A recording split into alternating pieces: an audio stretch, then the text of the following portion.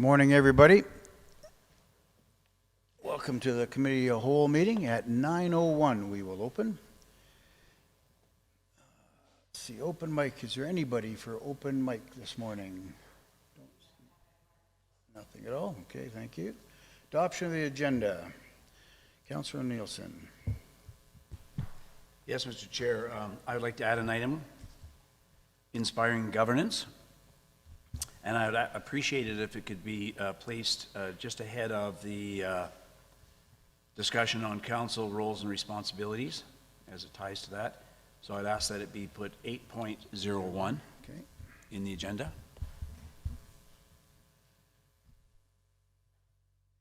Anything else? If not, I'd like to move the committee approves the Committee of the Whole agenda for August 11th, 2026 as amended. All in favor? Public hearings. Delegations. Nothing. Agenda review.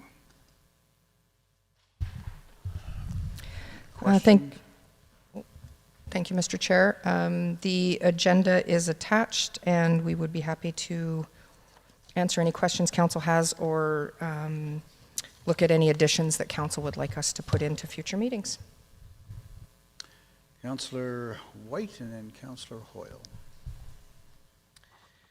Through the chair to administration, I see the reserve policy coming up for approval at the regular council meeting. Having received initial input on July 28th, I would, if I had enough friends in there around the circle, I think we should revisit it at Committee of the Whole to see what the, there was quite a few things that we wanted adjusted in there, and I have observed that we're not always great at amending policies on the fly in a regular council meeting, and so I think it might serve us well to look at that first in a Committee of the Whole. Yeah, I think that was just left over from the fact that we thought we would have two discussions prior to then and we would be ready for the approval, but because we've brought local improvement forward, that totally makes sense. We'll change that to Cal. Thank you. Can I keep going? Sure. Okay.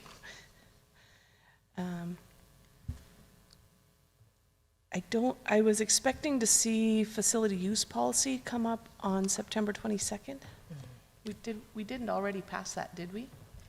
No, we didn't, and that was part of the things that we're working on, but with the leadership change in the division, it's one of the things that we've pushed off a little bit, and so it'll be coming back before the end of the year, but just not as soon as we had originally planned. Thank you. And my last inquiry is, I appreciate the value of the agenda review item in Committee of the Whole, but I was wondering, would it be possible to have a 3 or 4 meeting outlook instead of just a 2 meeting outlook? Would that fit on a single page? We could probably get, we could probably get a couple of months on there. Yeah, we'll work on that. Thank you. Councillor Hoyle. Through the chair to administration, and I would think this would be for Committee of the Whole, and it would be council organizational meeting procedure, as well as council remuneration policy.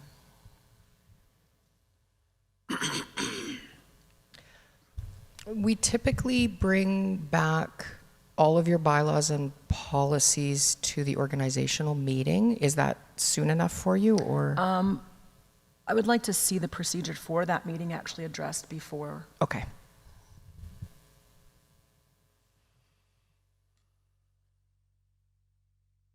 Thank you. Anything else? Before moving forward, I wanted to add something to new business and forgot. Is it too late now? You can add whenever you want in Cal. Sure. Okay. Oh boy, we could have fun. Okay, so I will add something to new business as well. It will just be comments, I guess. That's really all it is. Anything else on agenda review? It's new business, so that would be, let's see here, 11.1.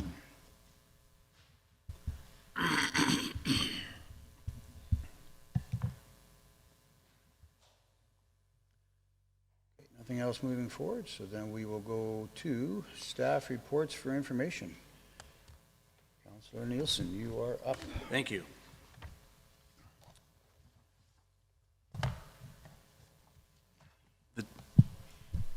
Thank you, Mr. Chair. My comments this morning are related to a topic called inspiring governance. And I think it's appropriate before we discuss council roles and responsibilities to examine a little bit this concept of inspiring governance.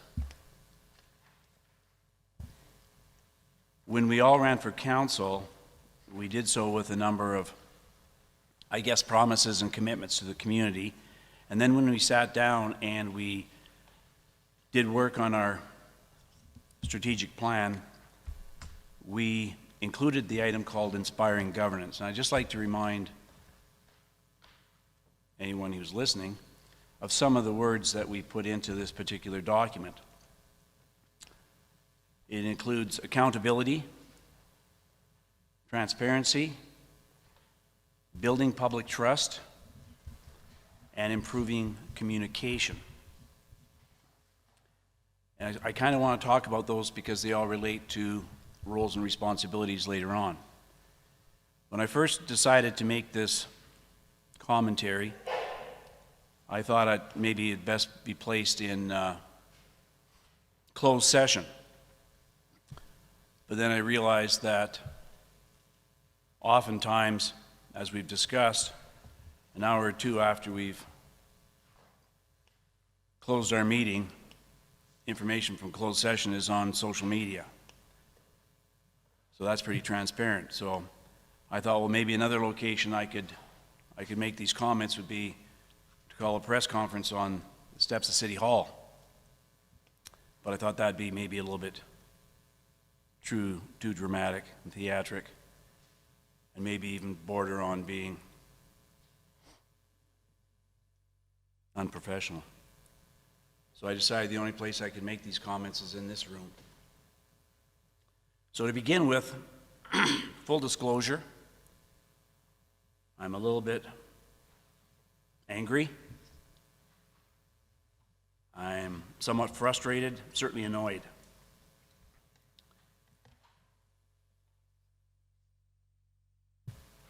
When we ran for council knowing that it was more than a couple of meetings a month. That there was other obligations tied to it. Some of them are identified in council roles and responsibilities. So, for example, we were informed and we agreed to doing attendance reports at the end of every month. The intention of attendance reports was to provide transparency, something we see in inspiring governance. Transparency to the public about what each of us is doing every month in and for the city. It was also intended to inform each of us what we're all doing monthly. So since being elected, 9 months have gone by. Each one of us should have submitted 9 monthly reports indicating what we've done. 4 councillors have hit near perfect in their reporting. We have some councillors who have not reported a single time in 9 months.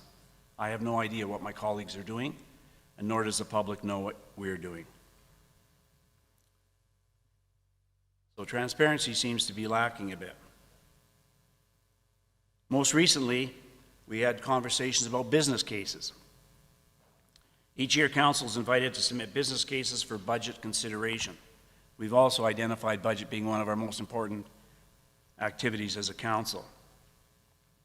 This year, there was an unusually large number of submitted business cases, and administration asked us if we could pare that down so to identify those that we thought were most important so they could do a full cost accounting of what it would cost to do any of those business cases. We were all supposed to give our input into that budgetary process by Friday, July 31st. 4 councillors responded to that. 3 councillors did not. I guess that builds public trust. The beginning of every year, we are required to do mandatory training. We had one mandatory training was respectful workplace. 2 councillors have not completed that mandatory training. We're also required to do emergency planning training. To date, 3 councillors have not done that training. And there is training related to sitting on particular boards. Some of that training, 9 months later, has not been completed.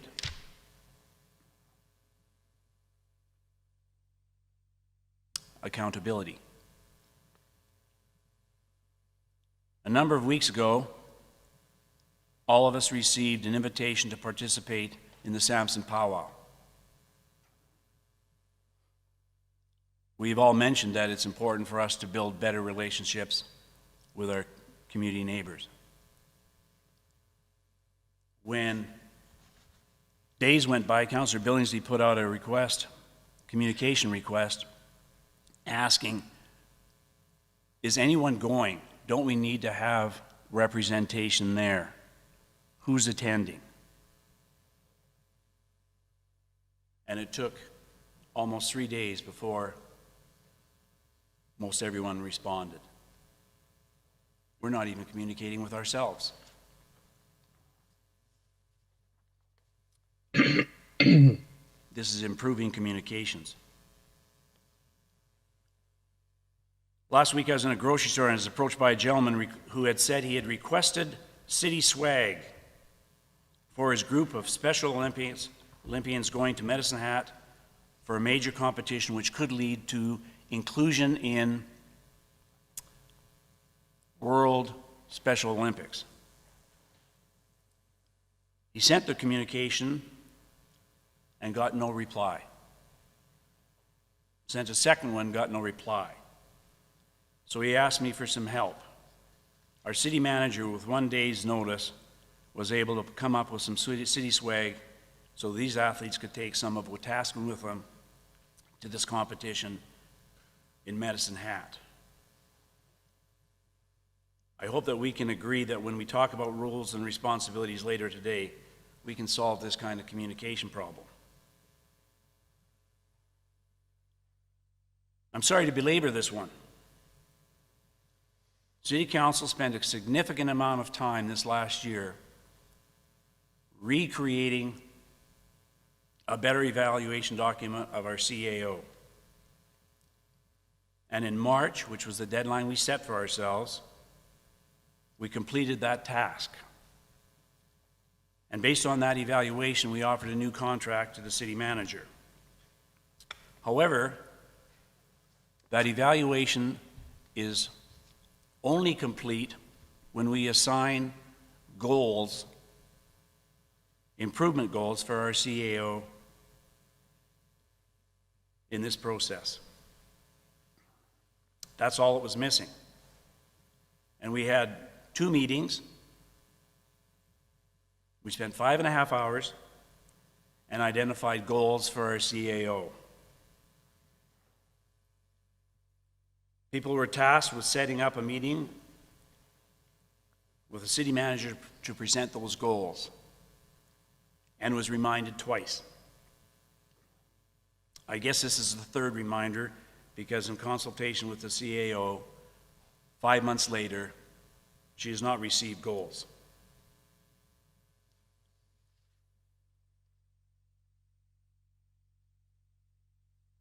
Ladies and gentlemen, we are 10 months into a 48-month term of office. This report is intended not to embarrass people.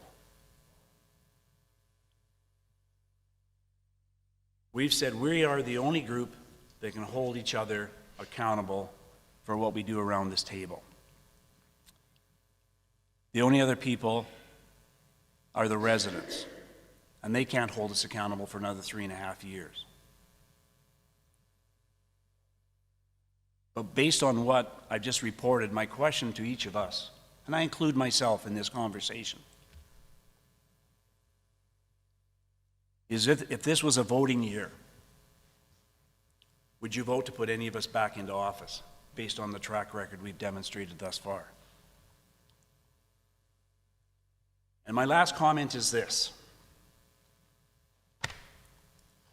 None, zero, of any of these activities that I've reported on have required us to be at or in City Hall to do that job.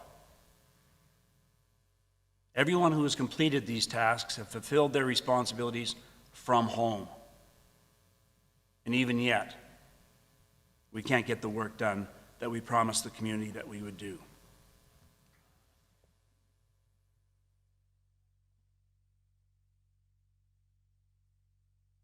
When we get into the conversation on roles and responsibilities,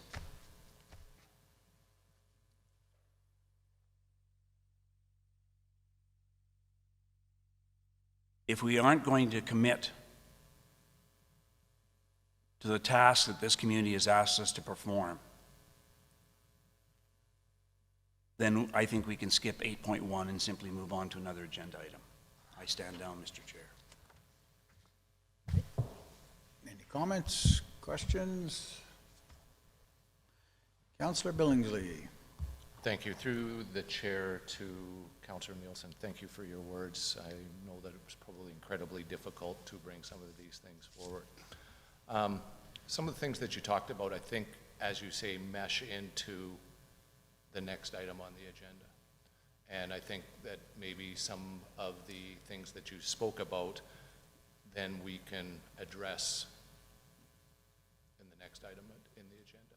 And once again, thank you.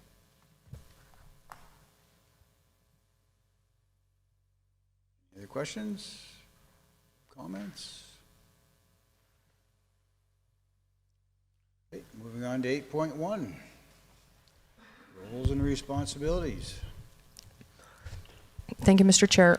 This has been a discussion previously in P&T with council, and there was, we did consult through one of our municipal lawyers to get some information, because technically the roles and responsibilities of council as outlined in the MGA are very high level, but there is opportunities for councils to set other rules around how you show up for each other and you show up for the community.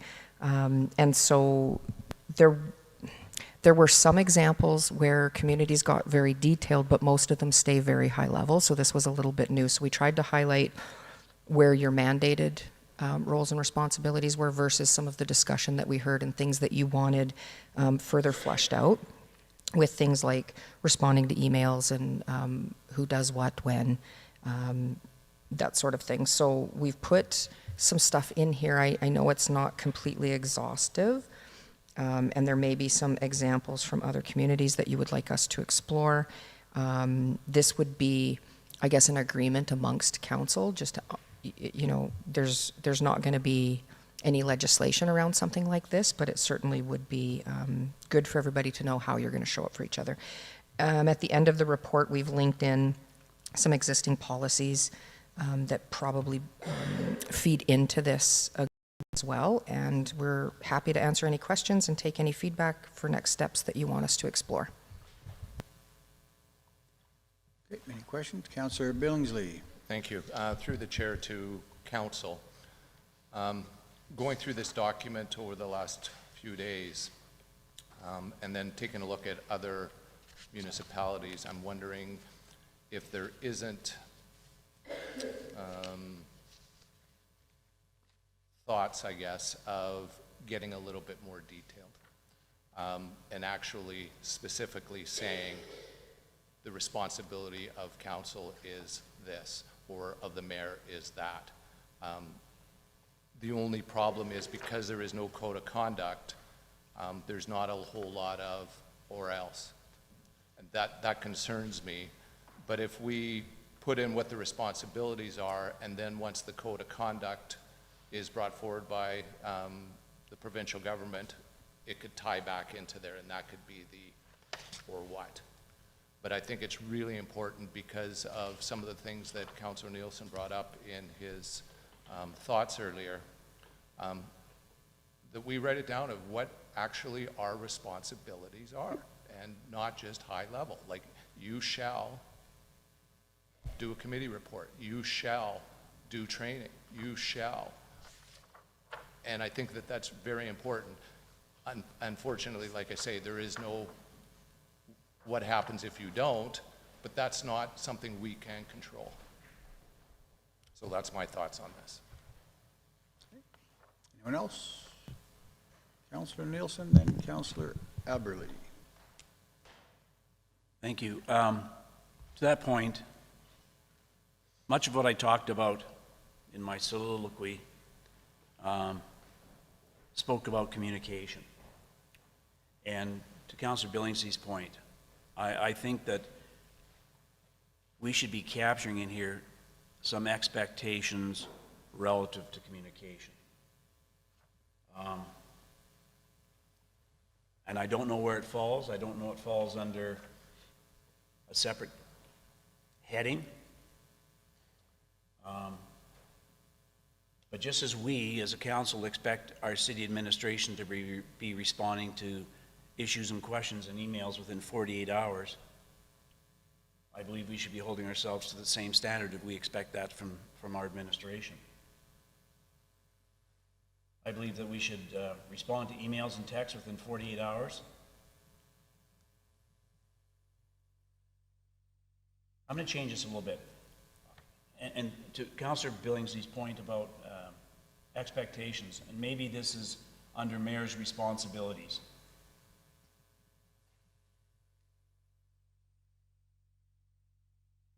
I'd like to see 3 items added to under mayor's responsibilities. Number 1 is respond to emails and texts from the community within 48 hours with a CC to council, so we know that it's gone. That does not take any of us off the hook from responding to the emails if we are identified in those emails, but ensures that a member of public or a business person trying to reach out to the city will get a response from the mayor within 48 hours, and subsequently may get other responses from councillors.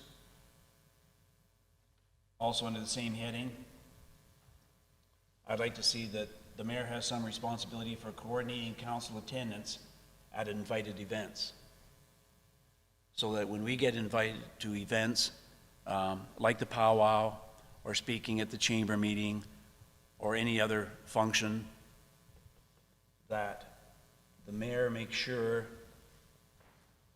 that there is council representation, either through himself or he organizes to the best of his ability to ensure that someone will be there representing the city.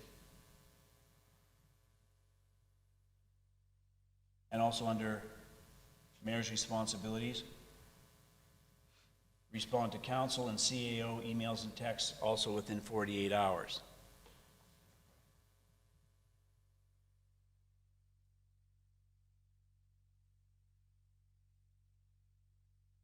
And my last comment on communication is I believe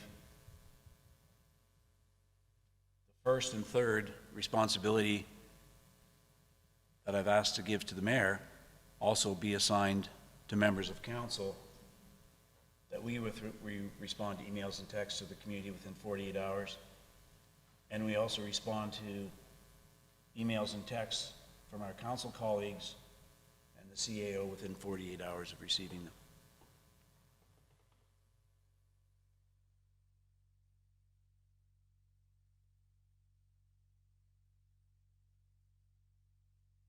Yes, sorry. Okay. So Councillor, okay, go ahead. Yeah, just to, Councillor Nielsen talked about from emails and texts from the CAO.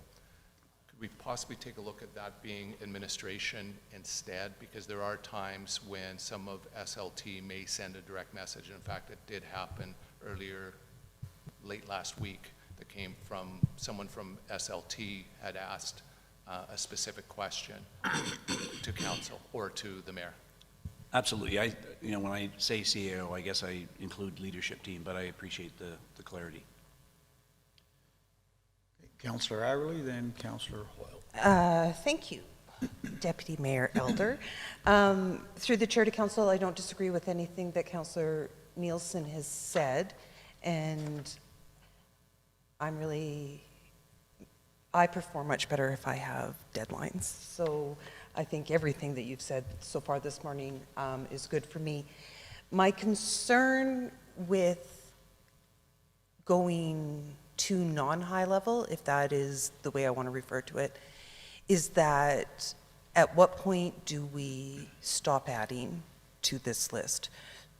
And that's not meant to be a criticism, it's just more a question of, are we at a point where, and this is to all the council, this isn't just Councillor Nielsen who has spoken, are we at a point where we need to pick these things out to provide inspiring governance for ourselves because we're in a place that we're starting to flounder, or not even starting, have been floundering? And does this document truly need to be much longer as a working document for us? Or is it just these very few things that we want to do, make sure are accomplished? I think that's the end of my comment. Thank you. Councillor Hoyle, then Mayor Branco. Through the Chair to Council and Administration, I agree with all the points made. I had several additions that would go in here as far as attendance reports, committee reports, training. And while I don't disagree with Councillor Aberley, what I guess I would say is that we're already seeing that what we should be doing is not being done. And so while we cannot at this point hold other council members to a fire of any kind because the MGA or the provincial government has taken that away from us and has yet to give us something new to go by. If it's on a piece of paper, I guess for me at least I can say, you agreed to this. It went from you shall to you will. And if it's as simple as that, then I guess this document may have to be longer than it is, because we are certainly missing the mark on many, many things that we said we would do and we should be doing. My next point is this something better served in having a meeting where we can all sit down and go over this instead of trying to do it piecemeal here in Cow? Mayor Branco. Thank you, Councillor Elder. I agree. First of all, I agree with Councillor Billingsley. The must, believe we should have that in place. We must do this. Accountability, I believe in that. I agree to Councillor Nielsen's what he has brought up. But I have a couple questions. One, on the 48-hour response, does that mean when we're on weekends, is that 48 hours working days or weekends? Because some of us do spend our time with our families on weekends, tournaments, parties, weddings. Does that mean if we get something on a Friday night, we have to have it done by Sunday if we're not near or we're on holidays? So especially weekends or long weekends, are we saying 48 hours working days? So we need some clarification on that. And my other question is, looking through the mayor, it says issue certificates for residents' birthdays, weddings. Is that really part of our job to give certificates on birthdays and weddings? There's a lot of people who have birthdays in our community, 13,000. So is that a clerical error, or should that be removed from there? So some some stuff we should look at. I do agree with Councillor Hoy. We need to sit down and really pick and choose what we want to put down on this, and bring a piece of paper together that we agree to. Thank you. Councillor Billingsley. Thank you. To the chair, and I guess to council, in regards to the birthdays or the proclamations, I'm going to guess that probably not all 13,000 people are going to be once a year coming in and asking for a certificate for their birthday. I know I certainly won't be. But I think that if someone's celebrating a milestone, whether it's a 100th birthday, whether it's a 50th wedding anniversary or anything like that, that we celebrate these things in our community. And I think it is important that we make note of these things and, like I say, celebrate these things. I really don't think we're going to have very many requests for 7th birthdays or things such as that, or someone's 59th birthday. So I'm okay with leaving it in there. Great. Any other questions? We've got Sue and then Councillor Aberley. Thank you. Just to clarify, that was taken directly from an existing council policy, so if you don't want that in the policy, it's the authority of the mayor. Obviously, council can bring that forward and make changes to it. Councillor Aberley. Thank you, sir. Through the chair to council. 2 questions. And the first, I'm going to go to the announcements or the letters for whatever. I agree that these are the important things. These are the small celebrations. And that's part of what community is, and building a community to which you feel connected. And then to the 48 hours return, and I am as guilty, if not guiltier, on many things as to whether or not I read my email. I'm pretty good with text, but email sometimes gets a little bit, doesn't matter. Email isn't as in my face as it used to be, and I think that, well, our city administration works Monday to Friday weeks. We do not work Monday to Friday, and a request that comes in Friday night to be answered by Sunday evening is a fair ask, and at no different than if the city cannot do it, administration cannot answer the question or the text or the whatever, the person who has made the question or sent that is told, we will not be able to get back to you until. So at least it's a 48-hour window in which somebody has said, I've received your message, I will get back to you as soon as I can, or in that sense. So I'm game for the 48 hours. Okay, anyone else? I do have a couple questions. I agree with pretty much everything that's been said. I just need some clarity on something, but I would like to go back to what Councillor Hoyle said, where we just get together as a group and get this cleaned up. That would be great. My next comment or question would be just clarification. So we get emails to us. My understanding is we were not to respond to that. We were to send it to the CAO. So now I'm looking for clarification. Do you want us to respond, or do you want us to send it and forward it to the CAO all the time? That's where I'm looking for the clarity. Go ahead. Thank you. For my part, I'm thinking specifically to when we are sent an email from somebody that is asking specifically for something. So if, and I'll use, just because I have not done my emergency management training, and so I totally feel called out, and it's all good. When I receive that email, instead of thinking to myself, oh, do it, I respond with received, thank you, within 48 hours. If a email comes directly to, or yes, if an email comes to mayor and council, we have 48 hours to respond as mayor and council, or forward it if it is questions that we cannot answer, if I'm being asked a personal question. I know if I get a letter sent to Karen Aberley, I respond to that email. Maybe it's having to find more information for them. Maybe it's directing them, this is not my job, and these are the people who look after it, those sorts of things. So both administration or other people wanting to contact counselors know that we're getting their emails. And for administration, when they're sending us things, to know that we have received it. Does that help? A little bit, yeah, we can clarify. Thank you.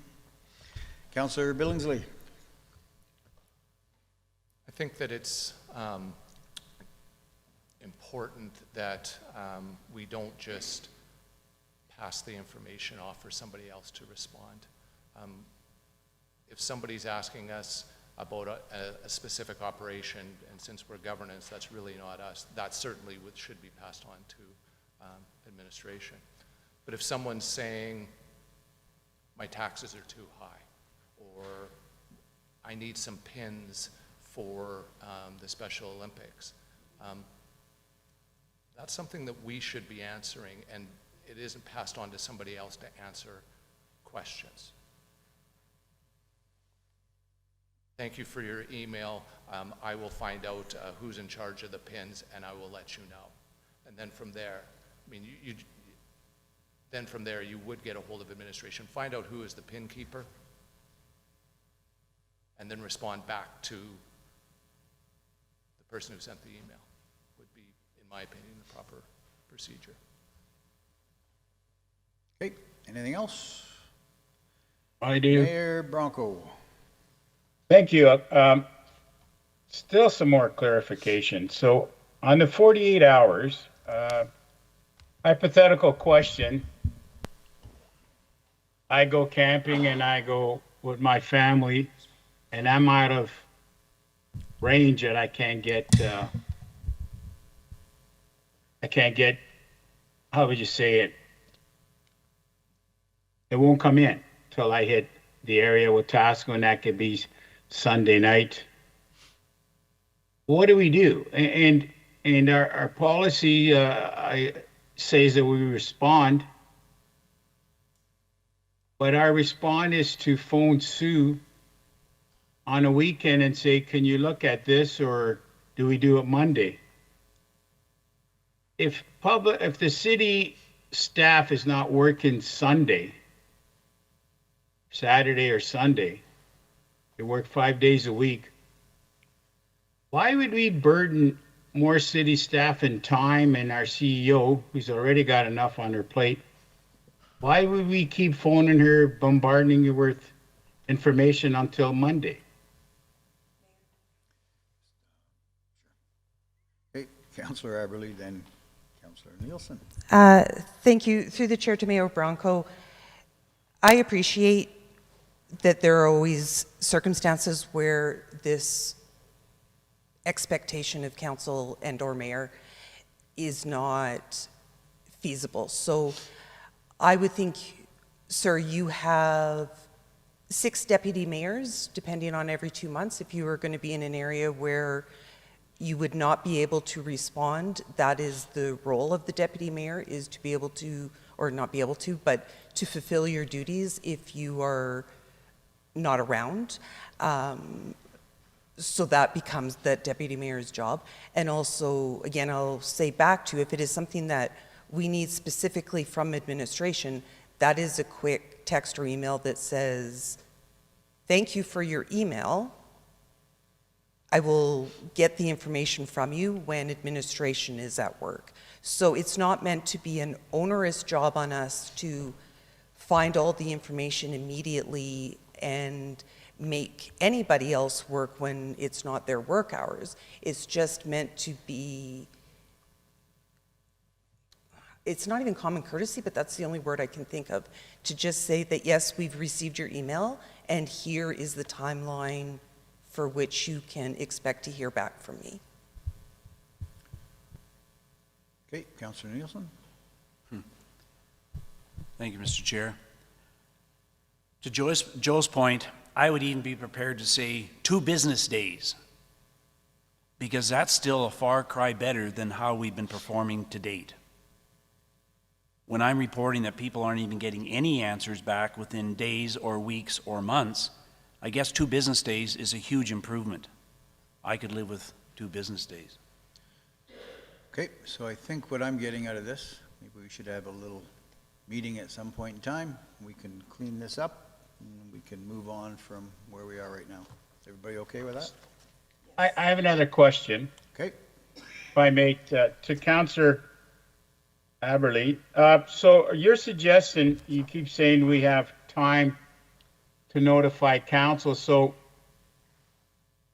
sometimes, and this is what I'm having a conflict with. So if I want to go camping, I have to notify the staff or council that I'm going away for a weekend camping or go someplace with my wife. I have to notify you that I'm doing that. Is that what you're asking? Thank you, sir. I do think that if you were in a position where you were going to be out of contact for longer than, for longer than 48 hours, that letting somebody know is reasonable. I'm not talking I'm going away for the day and there might not be cell service or internet service. It is the extended times where there could be something, there could be an emergency even, where the mayor may have to make an immediate decision. And if that is not, if you are not accessible at the time, all I'm asking is that at the very least, your deputy mayor knows that they need to be a little extra on call, and that's how we work together. okay, is that good? There's always going to be an exception to this, but I think we can get together, we'll have a meeting, and we'll figure this out. Oh, Councillor Nielsen? Just last comment, at your discretion. Go ahead. There was a comment made earlier, and I apologize, I don't recall who made the comment, with regard to currently there's no sanctions in place in terms of holding ourselves accountable, so we have to hold ourselves accountable. The other piece of this, though, is there will be, at some point, I think Sue said, there will be a code of conduct that comes from the government, and that's also what holds us accountable. And so some of the detail that we put in here allows us to hold each other accountable. The more ambiguous this document is, I believe the harder it is to hold us accountable. Okay, Councillor Billingsley, and then we're going to move on. Okay, thank you. Part of my new, I guess, responsibility is MCMC, Midsize Mayor's Caucus. And this conversation is not totally unique to Wetaskiwin. Many of the mayors were talking about taking a look at the council remuneration policy, which kind of ties back into here because there is no sanctions or what-ifs. They tie it to, I won't say penalizing, but not getting paid because you're not doing the work that you're been elected to fulfill. So that is something that we may want to take a look at because other municipalities certainly are doing that. But they're holding each other accountable through pay. Great, thank you. 8.2, policy review. There you go, perfect. Hello. I'm always guessing if this is on. Hello, Council. So I'm here today because policy CO007, handling of a anonymous, frivolous, or vexatious complaints and inquiries was approved in 2022, and as per this policy, its review cycle is every 4 years. So we are up at that 4 years. So I'm presenting it to you today to ask if council has any feedback on any revisions or updates they feel the policy needs. At this time, administration is not recommending or sees the needs for any revisions or updates. This policy was established as per best practices with the procedures and industry standards. And it ensures that complaints and inquiries are handled in a fair and impartial manner, while also protecting the city by limiting anonymous, frivolous, and/or vexatious complaints. Complaints of this nature specifically need to be addressed because they often require disproportionately more resources to address than valid complaints or inquiries. And this can include increased employee time or money for investigations if they are required. This is because complaints that fall under this policy are defined as complaints that they concern an issue which employees have already investigated and determined to be groundless. They bring up a issue repeatedly in which an investigation was already done and handled. They try to circumvent the standard handling process of complaints. They try to go through multiple different employees to get certain answers, or they just don't like the answer they received. So that's why they take up disproportionately more time. Yeah, so this policy in and of itself also has an internal procedure that also guides the conduct to ensure that all of these complaints are well defined in terms of what constitutes as a complaint under this policy, and then also the procedure for dealing with it. Councillor Nielsen. Thank you. I guess the only consideration I would ask, and again, it's one voice at the table, so I'd need 3 friends at some point, is that oftentimes we are in the public as members of council, and we're approached by somebody who wants to have a conversation with us about a concern they have with the city, and they've sent complaints and nothing's happened and all the rest of it. And my concern is the non-response could be the very person that I'm talking to, complaining that they haven't received a response, and me getting into a conversation with them, whereas if I had that information, I would simply say, I'm sorry, your response has not been responded to because it falls under this category, because I've then been informed about it. And it would save that person some time, it would save me time in terms of entering into a conversation that really isn't going to go anywhere. Mm-hmm. So I guess the only provision I guess I'm saying here is that if our administration is not responding to vexatious and frivolous comments, that we at least be notified of it so we can head it off if we happen to be approached in the community. Totally. As per the internal directive, the final step of this, the procedure in terms of handling these complaints, is that council is informed of any of these complaints that are received in closed session. That's part of procedures? Yes. Okay, thank you. Councillor Hoyle? Sorry, my mic just fell off. Through the chair, this is actually to administration, and it's just a general question. We see these policies come up for review. Is there a procedure or process in place so we know when they're updated? How is that tracked? I got it. Jackie's actually developing out an entire list of policies, bylaws, directives, and we're bringing them forward. Several of them are well beyond when they should have been brought forward. And so we've been internally discussing, do we bring them forward in batches by department or just start tackling the most important ones first? Jackie's gone for a couple of weeks, but when she gets back, it's one of the things that's on her list with her team to prioritize, to figure out how we're going to get the rest of these in front of council. And then once we have that schedule, there's going to be an automatic bring forward date that triggers for us so that we know we need to bring each one forward.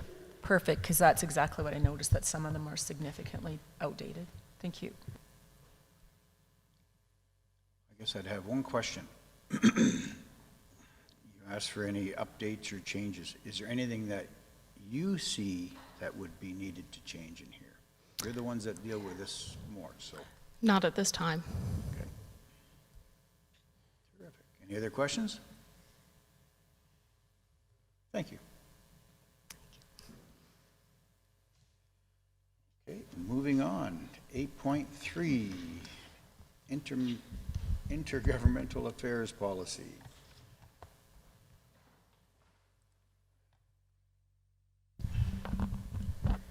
Good morning, Council. My name's Karen Boddy. I'm the Intergovernmental Affairs Coordinator and Executive Assistant for the City of Wetaskiwin. I was just here in July to review our policy with Council. Some of the discussions that we had was adding the definition of administration, further clarified expectations and procedures, and we had a little bit of a discussion of what it would look like if we included outside agencies in this policy and just kind of beef that up a little bit. So I'm working with our city's consultant on this item currently, and later on when we discuss our government relations plan in closed session, I'll be able to get a little bit more into details with that as well. So that is my update for this report at this time. If you have any questions, I'm open to feedback. Councillor Hoyle. Thank you. Through the chair to Karen. I just have one question, and it's on page 16, 2.1, and D, it says inform CAO of meetings and all interactions.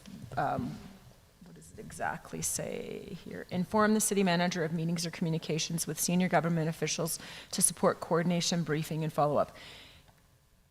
Are we literally talking about all? I just want it to be very clear. So if I have a general conversation with our local MLA at a coffee shop and anything city-wise is brought up, that should be brought to the CEO. Am I correct?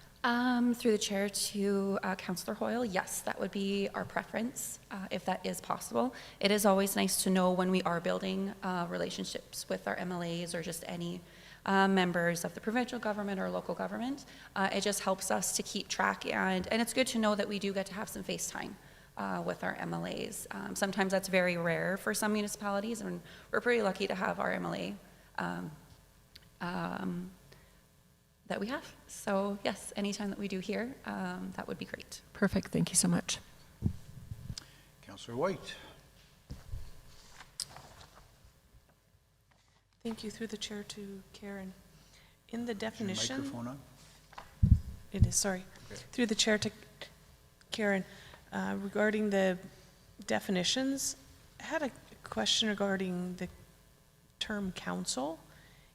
What's written means a duly elected member of the City of Wetaskiwin Council. But as I read the policy, it generally looks like it's referring to council as a whole. Okay. Is the intention in the definition to be individual councillors or council as a whole? That's an excellent question. Maybe Councillor White. it could be both. Maybe both could be It could defined, be. or the definition could Okay. be refined to clarify. Okay, I'll take this back and take a look and see what the other policies say. If it's repetitive throughout all, or if it's just for this one, I can make sure it's at least standardized across all of our policies.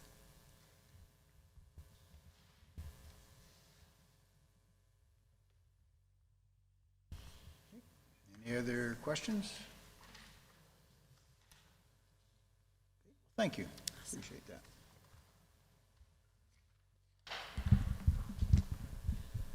So 8.4, quarterly financial report as of June 2026.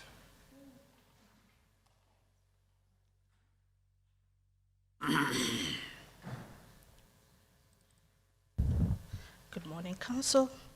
My name is BC. I'm the acting finance manager, and I'm here to present the Q2 updates, financial update. And this report provides a media overview of the city's 2026 operating results by comparing the approved operating budget with actual activity from January 1 to June 30. Because June 30 marks the halfway point of the year, the 50% benchmark would be a useful reference. However, some revenues and expenses are timing related and will be recorded later in the year. As of June 30, the city reported an overall net operating surplus of approximately $13.5 million.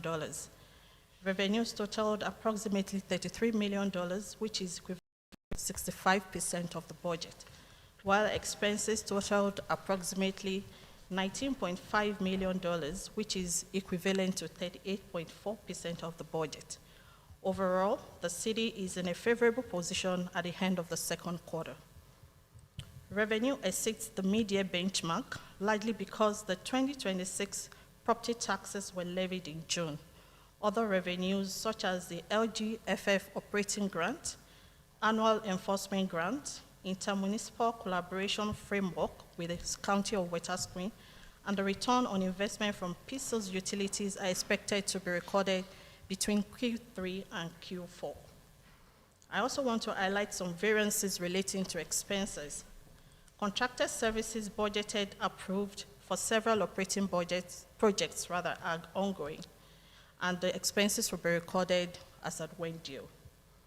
RCMP are 21% of the budget, primarily because the Q2 invoice is yet to be received. City administration has spent 73% of its budget due to legal expenses.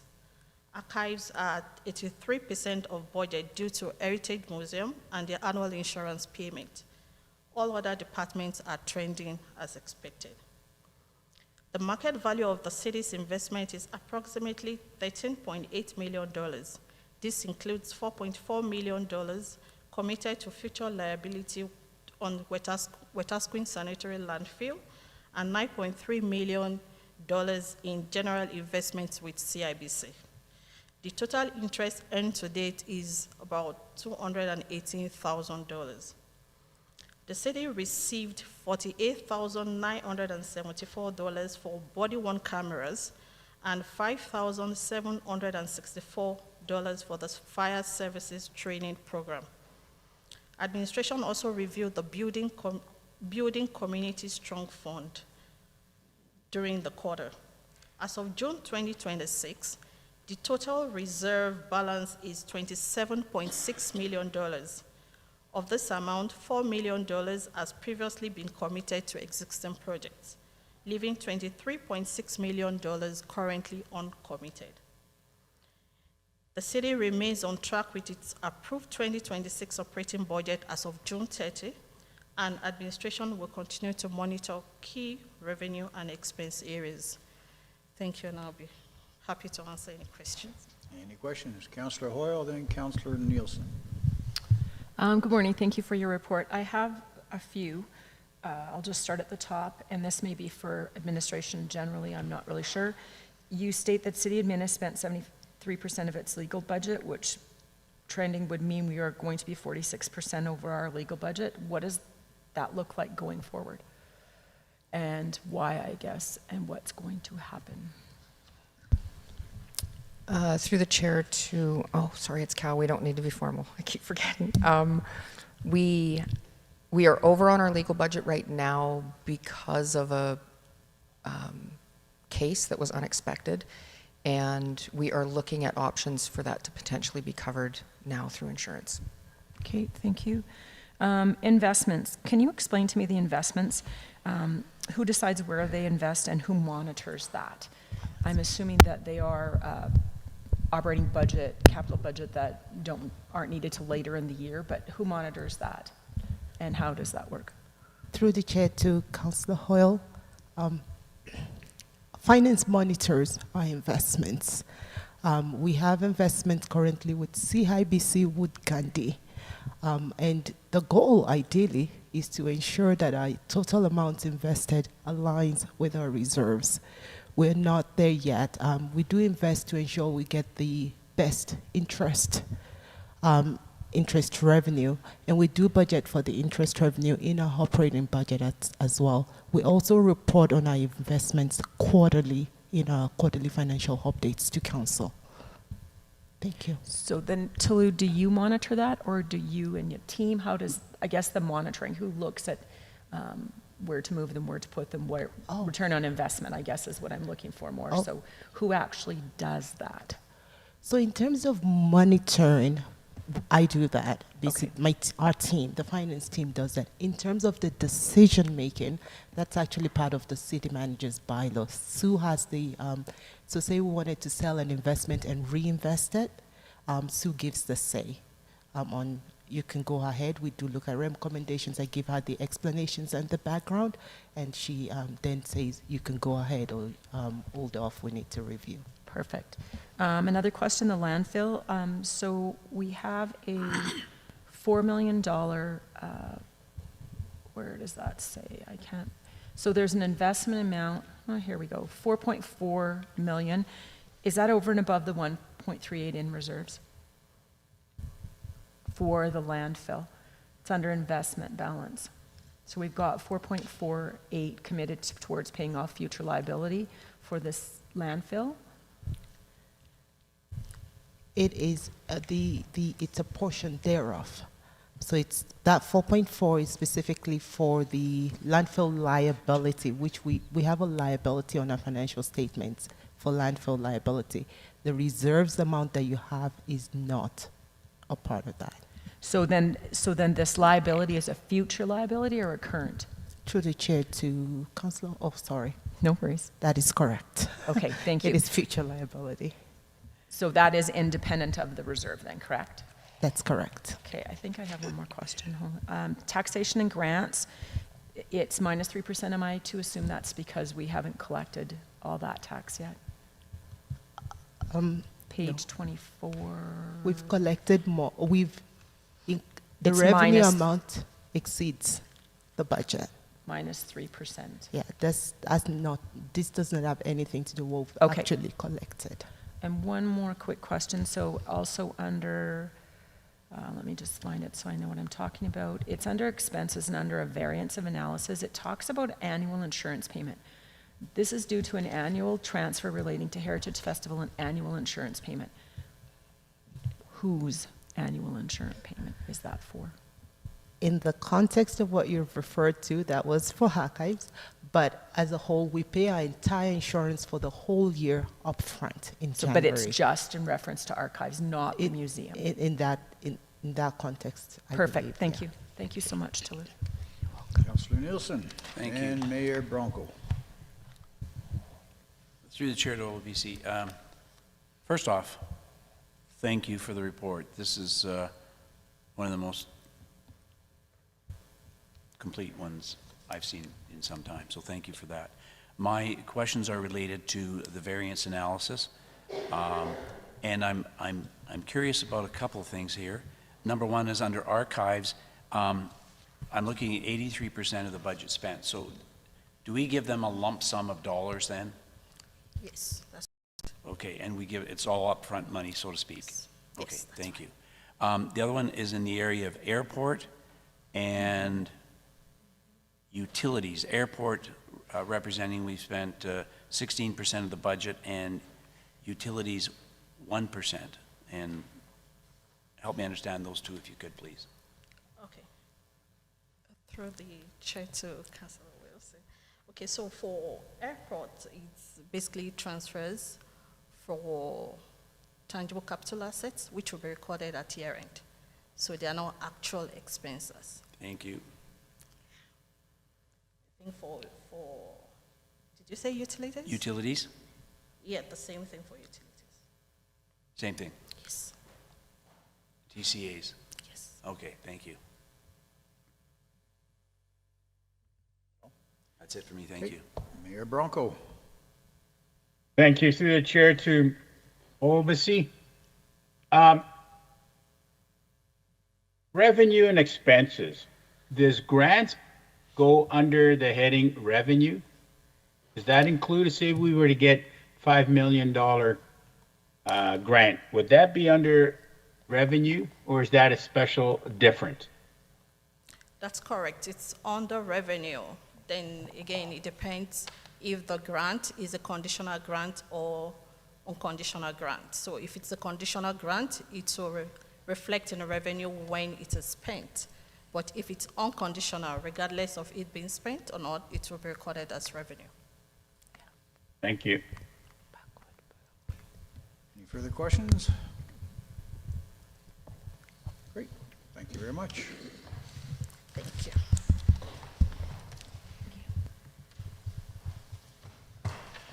Eight point five, corporate business plan. Thank you, Mr. Chair. So on March 26th of this year, Council approved the 2026 to 2029 strategic plan. Within that plan, there were 4 pillars, and each pillar has 3 goals. And then there are 9 indicators of success for each of the pillars as well. My team sat down with the consultant that worked with Council to develop out the strategic plan. And we took those indicators of success and developed out 15 initiatives that are now going to become a part of the corporate business plan. The first thing I want to do in your package is the old corporate business plan. I just want to go through that really quickly, high level. So there were 28 projects that were identified within the last corporate business plan. 10 of those have been completed. 14 were ongoing or have become a part of our operations and will continue to be ongoing. 1 of them was canceled, and 3 have been moved to our new corporate business plan. We are doing it a little bit differently this year. I am going to share my screen so that I can walk you through what the new corporate business plan looks like. So this is our online system with ClearPoint Strategies. You've seen the reports that come out of this system for the capital updates and operating updates, but this is specific to the corporate business plan. So we have, sorry, I'm just moving my screen around. We have copied over Council's mission and vision and your values from your plan. And then we have looked at each of your goals and then your indicators of success. And then we have what we've called administrative tactics. We've come up with, there's usually 3, but in some there are 4 initiatives that we think are going to help achieve your goals. And some of these initiatives cross pillars. So we do believe that some of these items that we're going to take on will serve more than one purpose. We've gone in and initially looked at some of these things, like I said, were carried from the old plan or things that we've already started on.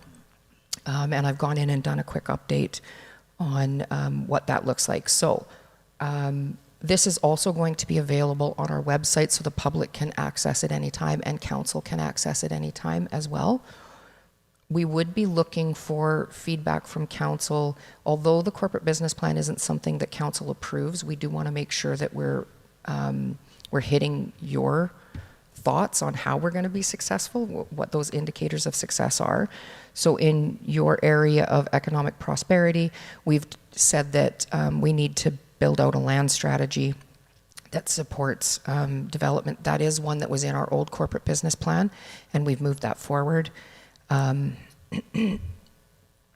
We've talked about creating an investment and attraction plan, reducing barriers to development, improving processes, enabling investment momentum, and then updating the tax strategy. That was also from our previous plan. So the tax strategy model was completed, but with the changes to the reserve policy, we have to rerun the model with the new policy before we can present any of that to Council. So as soon as that reserve policy is finalized, Finance will be bringing that back. In environment and infrastructure, we've talked about our asset management, which was a huge discussion with Council during your during your strategic goals planning session. Increased participation through citizen-led initiatives and campaigns, and then increased community standards, cleanliness through education, etc. I'm just going to click on one of them so that you can see what you would find if you were to click into this particular one. So the description is carried forward, and then I don't know why, oh, I think we put Ryan on that because it has to do with garbage cans. And then if you scroll down, you can see what our progress to date is. So we have a draft bench and trash policy that we're looking at internally that'll hopefully be presented to council at some point. Part of what we're thinking is that we have a lot of garbage cans and things that are along Main Street and in our parks, but we have none on the auto mile or anywhere else in the community. And so if we can come up with a strategy, I think in the draft policy we have something like every 400 meters there will be a garbage can and a bench. Then we can place them strategically where people won't have to walk miles before they find a garbage can. We talk about efficiencies and how we're doing things. So I've had a recent discussion with the operations crew. We used to load the lawnmowers and drive to places, and we thought that wasn't very efficient, so we had them driving in the lawnmowers to the places. The teams reviewed the GPS and said it's actually more efficient to load them onto the trailers and drag them around. So we're using the technology that we have to look for efficiencies and how we can get to the parks quicker and keep them maintained better. And then, of course, we have our Cultivate Our Community program in place, so that's like a Partners in Park thing that we're going to be pushing out a lot more. We talk about what the next steps are, and then how much of this we've completed. So each of these items you can click into and get a real-time update. So yeah, and that has happened for all 4 pillars and all of the initiatives. I won't go through each one of them. I'm sure those of you that clicked into it had a good look around, and I'd be happy to answer any questions that you might have or take any feedback. Any questions? Councillor Nielsen? Then Councillor White.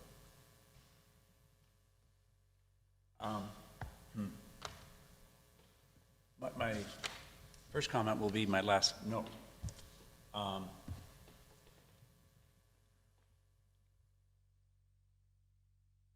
And it has to do with metrics, Sue. I, like some of my other colleagues, spend an awful lot of time looking at last year's strategic plan instead of this year's strategic plan. But aside from that, I did finally get caught up. But what I noticed in the metrics, and in the last metrics, they were, a lot of them were very subjective in nature. The public will feel better.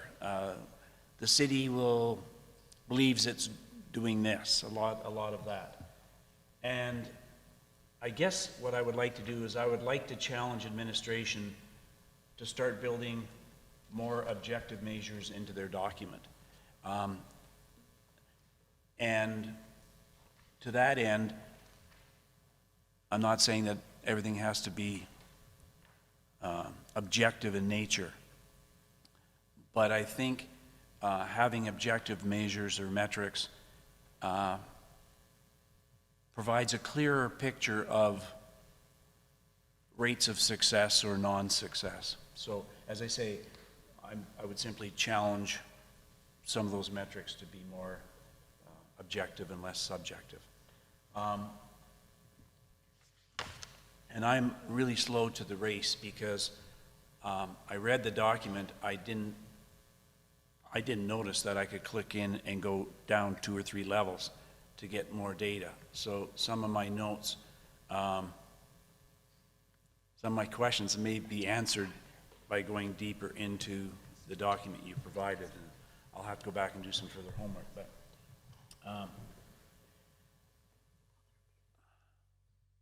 I'm interested in inspiring governance.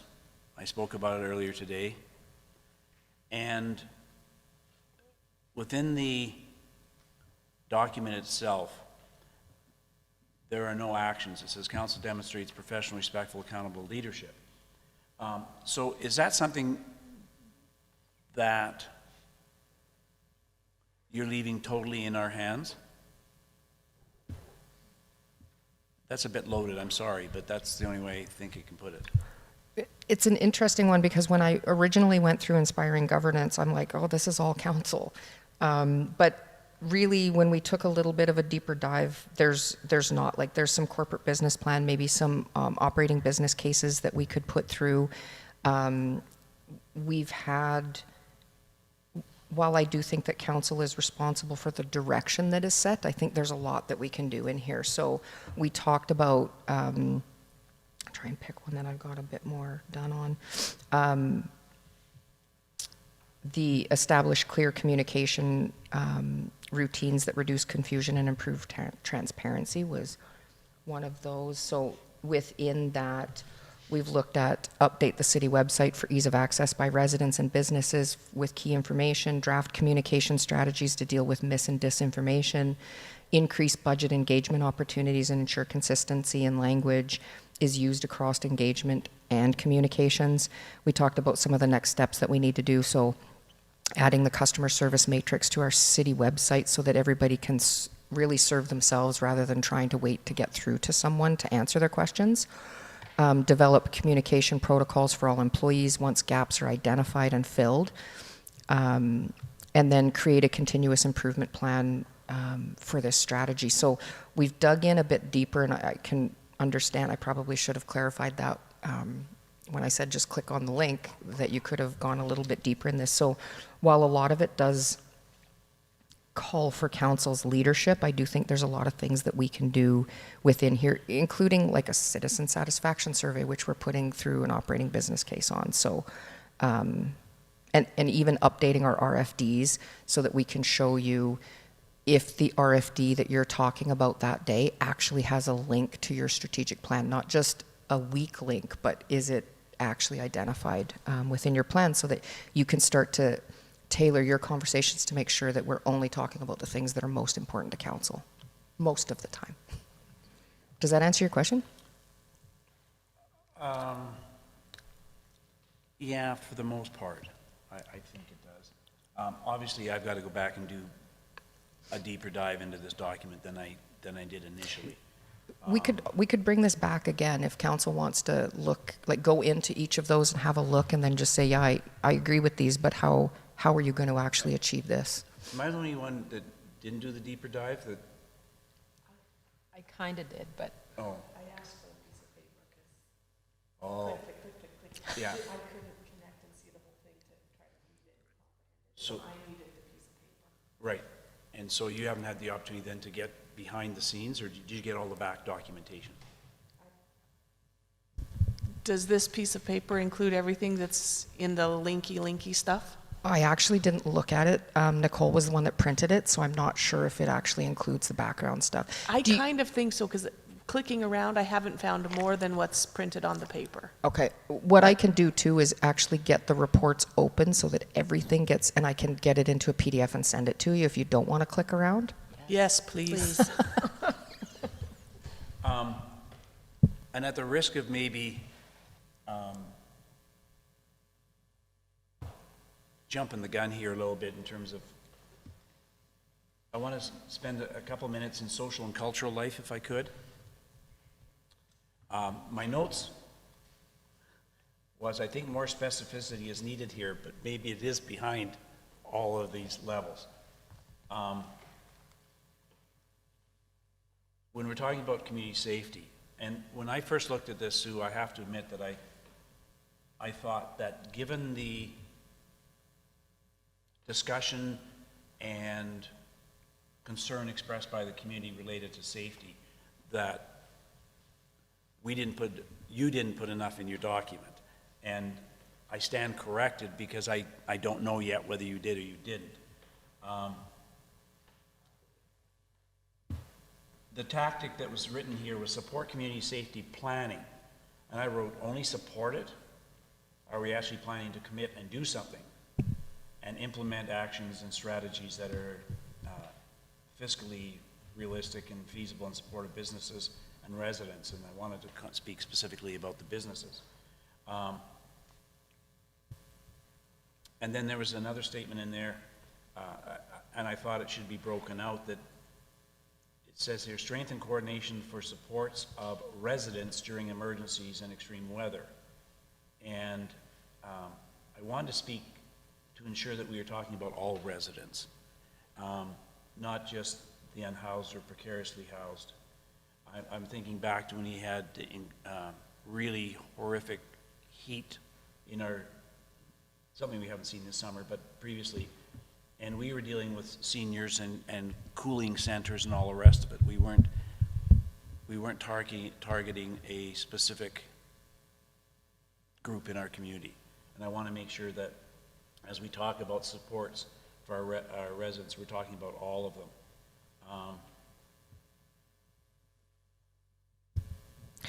And then there was a bullet in there about improving supports to other entities.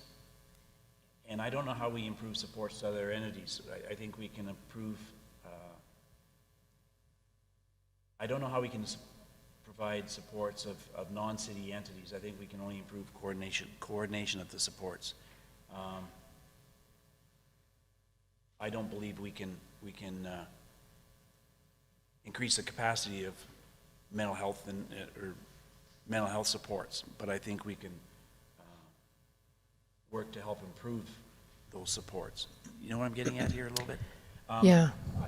And I'm going to stand down because I've got to do more work on this, for sure. I do, the one thing that I should note too is that this is like a live document. So just yesterday I had some meetings with the library and FCSS, and those meetings actually gave me some information that I'm going to update this document with. So as I go in and update those, you'll get to see that in real time, not on the printed copy, but through the website. But for example, if we look at support community safety planning through structured partnerships, et cetera, when I click into that, there's a description here that says the project will strengthen collaboration among municipal partners, municipal departments, emergency responders, and social service agencies, Indigenous communities, healthcare providers, school divisions, nonprofit organizations. So it goes on and on about what it is that we're going to do within here. And then the only note that I had put in, because Jackie orientated me to this last week and I thought it was really great, I know that Enforcement Services is reviewing options and opportunities to collaborate regionally right now, and we're looking at Protective Services. We are looking at emergency management and that sort of stuff, and when we think about emergencies, I had this discussion with Emily from FCSS yesterday. Council was not specific on unhoused. You said vulnerable residents, and so we're including seniors, children, people that are precariously housed or one paycheck away from being unhoused. So we're not focusing on one group. When we think about this area, we're looking at everyone in the community that might be vulnerable. So I think we've hit some of that, but again, once you dig through, we'll probably have a better discussion. Thank you for that, and obviously more digging to a deeper level needs to be done, but language is really important, and how we interpret vulnerable population, or how you're interpreting vulnerable population, and how the public may be interpreting that might be quite different. And that's why I talked about all residents. And again, I'm not trying to advocate for one over the other, but if the vulnerable population is as you described it, then I think we need to be clear to the public what we're actually saying. Okay, Councillor White. Thank you, Deputy Mayor Elder. Through the chair to administration, Sue, can you expand on the conversation that I had regarding an inquiry from a group of seniors who asked me about the city's emergency prepared plan? And I know that some work is being done. Can you tie what you found, what's being done, and tie it to what you've included in the corporate plan? Sure. So when I spoke to Matt about this, we did find, so annually we are to update our emergency management plan, and we have annual meetings with the province as well to go over and make sure that we've covered everything and that we're doing all the things that we need to do, like live exercises and mock scenarios, etc. Matt's team is doing a lot right now to kind of reestablish those relationships with the province and our neighboring communities to make sure that we're hitting those targets where we need to. But one of the areas that we've lacked in is actually keeping the documentation up to date. And so there's a lot of outdated information. We were going to load the old one on, but we figured it would cause more confusion because there's people and numbers that are not current anymore. And so Matt's team is going to be going through and updating this as soon as we can. And it follows kind of the template of the province. So it looks at every possible emergency scenario that could happen. I can tell you, because I've been through this several times in our community, weather, flooding, and train derailment are our biggest concerns that we have in this community.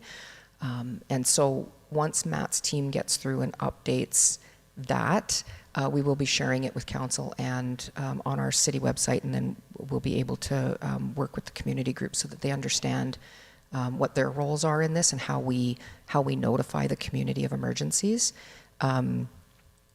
There's a lot of work to be done around this, and I think it's been done off the side of people's desks, and so I can tell you that we do have an operating business case in to help staff emergency management, although we are looking at what contracted help we might be able to get and or what we can share from other communities that is more template-ish and not specific to Wetaskiwin. So there's a lot of work that needs to be done, but we're beginning that, and as soon as we get that update for people, we will have that out. One of the big gaps that we're having right now, and I haven't had this discussion with Emily, hopefully she's not watching and surprised, FCSS is usually a city department, and so they do handle the community services section when we stand up our EOC. But because they're an outside agency, we really haven't had that discussion with them about what role they play in an emergency, and they have all the contacts. So we will be working with them to see how we can make this work for everybody moving forward, but there's just some identified gaps that we have that we'll work on. And then one of the discussions that Councillor White and I had was, do we have a system to let people know if there's an emergency? And we did in the old City Hall. There was an air horn on top of the building. I'm sure Ruben would give it to us if Council wanted to figure out how to make that happen.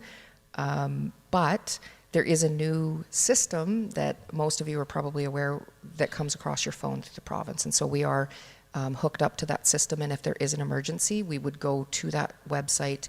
There's two buttons in there. There's one that's like, hey, there's a warning, and there's another one like, hey, we have a huge issue here, and everybody needs to pay attention.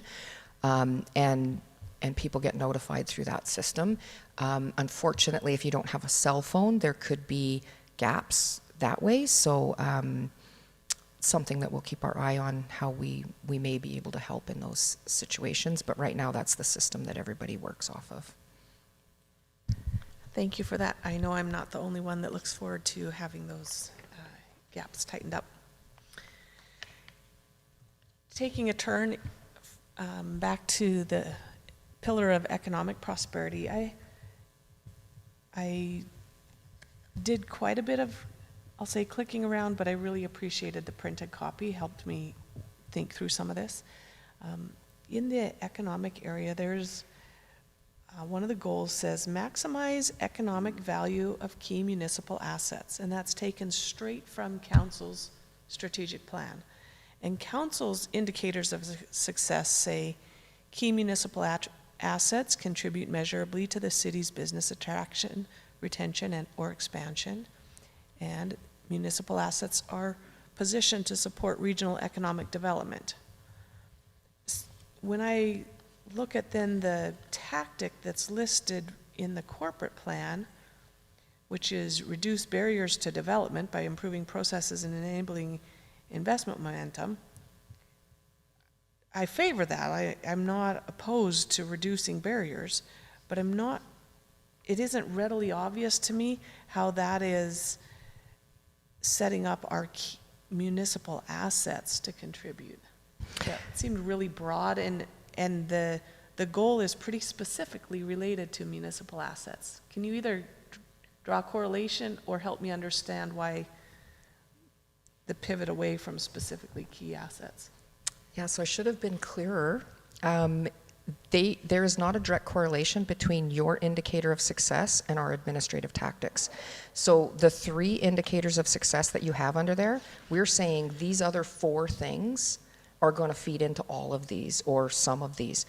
And I also mentioned earlier that some categories cross over. So if you look at environmental and infrastructure sustainability, one of the first administrative tactics we have is maintain a multi-year asset management strategy and capital plan. That also ties into that. So some of these are cross. Like when we looked at the 15 initiatives that we have, we tried to maximize them to say, can these hit more than one council indicator for success? And where they could, we put them where we thought they made the most sense, but they actually go across pillars, if that makes sense. It does. When this comes back to us again when we're more ready to read it and absorb it, as well as have a method of absorbing it, I still look forward to some tie to how key municipal assets are going to be maximized economically. Okay. One of the things that I had Jackie do, because I thought that it was confusing, we had the goals and then the pillars, or the categories as they're called in here, and then there was another column in between that and administrative tactics that actually had not just your goals, but the indicators of success that you had under each one. And I was worried that there was going to be a direct correlation to those, and so I asked her to actually hide it. It's in there, and I could get her to unhide it so that you can see your goal and your indicators of success, but then just remember that the administrative tactics don't directly line up. And maybe we need to position it differently, where I have your goals, your indicators of success, and then maybe along the bottom we could have our administrative tactics, so that it doesn't look like there's a direct correlation with each one. If that makes, it might make it a little bit easier to look at that way. I was worried about having too much information on this page that would make things confusing, but it is in there, because we took the goals and the indicators of success directly from your plan, and then the only thing we've done is create those administrative tactics. And maybe what we could do is even maybe identify them through colors, so that you could see some relate to more than one pillar. I will leave that as an operational activity of administration, and I look forward to finding out how administration plans to maximize the economic value of our key municipal assets. Councillor Nielsen. Thanks. I'm glad, Councillor White, you went there. I had it on mine as well, but was reluctant to comment because I hadn't dived deep enough. But part of my issue here is not unlike yours, but I wonder, what is our role as council in identifying what we think are the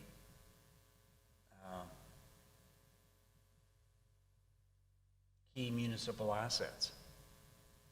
Is that admin team identifying the city's key municipal assets?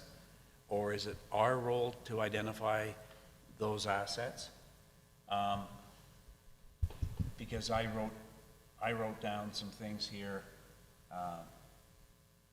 that I guess I would question. I might think that it's a key municipal asset, but it would never be considered. And so, for example, I wrote down names down of some core major businesses in the airport. I also wrote down the topic tourism. I also wrote down the item of proximity to our First Nations neighbors. That could tie into tourism, that could tie into a number of different elements. But who's to say what are the key municipal assets that we're actually asking somebody to do some work on? And should it be us that identifies it, or should it be economic development who identifies it? I just wonder if there doesn't need to be more of a conversation about what that it might be. Councillor Nielsen, I support what you're taking on there. I would like to leave it to administration. I want to see what they come back with. And they've given us opportunity to feed into it. So bring back and tell me what they think, and then we will confirm or redirect as we see fit.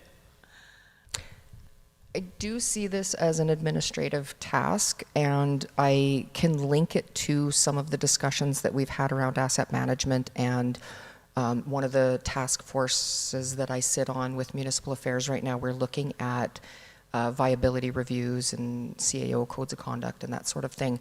And I can tell you that one of the topics that we've talked about are the indicators that the province tracks with respect to asset management. And there's already an established kind of protocol around what should be included. So we would follow the legislation, and a lot of that ties into grants. And so part of the discussion that we're having right now through the province is how we relate grant funding from the province to the municipalities based on key asset infrastructure rather than nice to haves. So I think there's enough there that we need to follow best practices. We need to follow what the government has already set out, because that's what we're reporting on. So I do totally see this as an administrative function, but we can certainly explain that to you, what that looks like. And then if there is disagreement around that, there's obviously a lobbying opportunity with the province. Any other questions? We want to break for 5 minutes or carry on? What's everybody's? Okay, let's have a break for 5.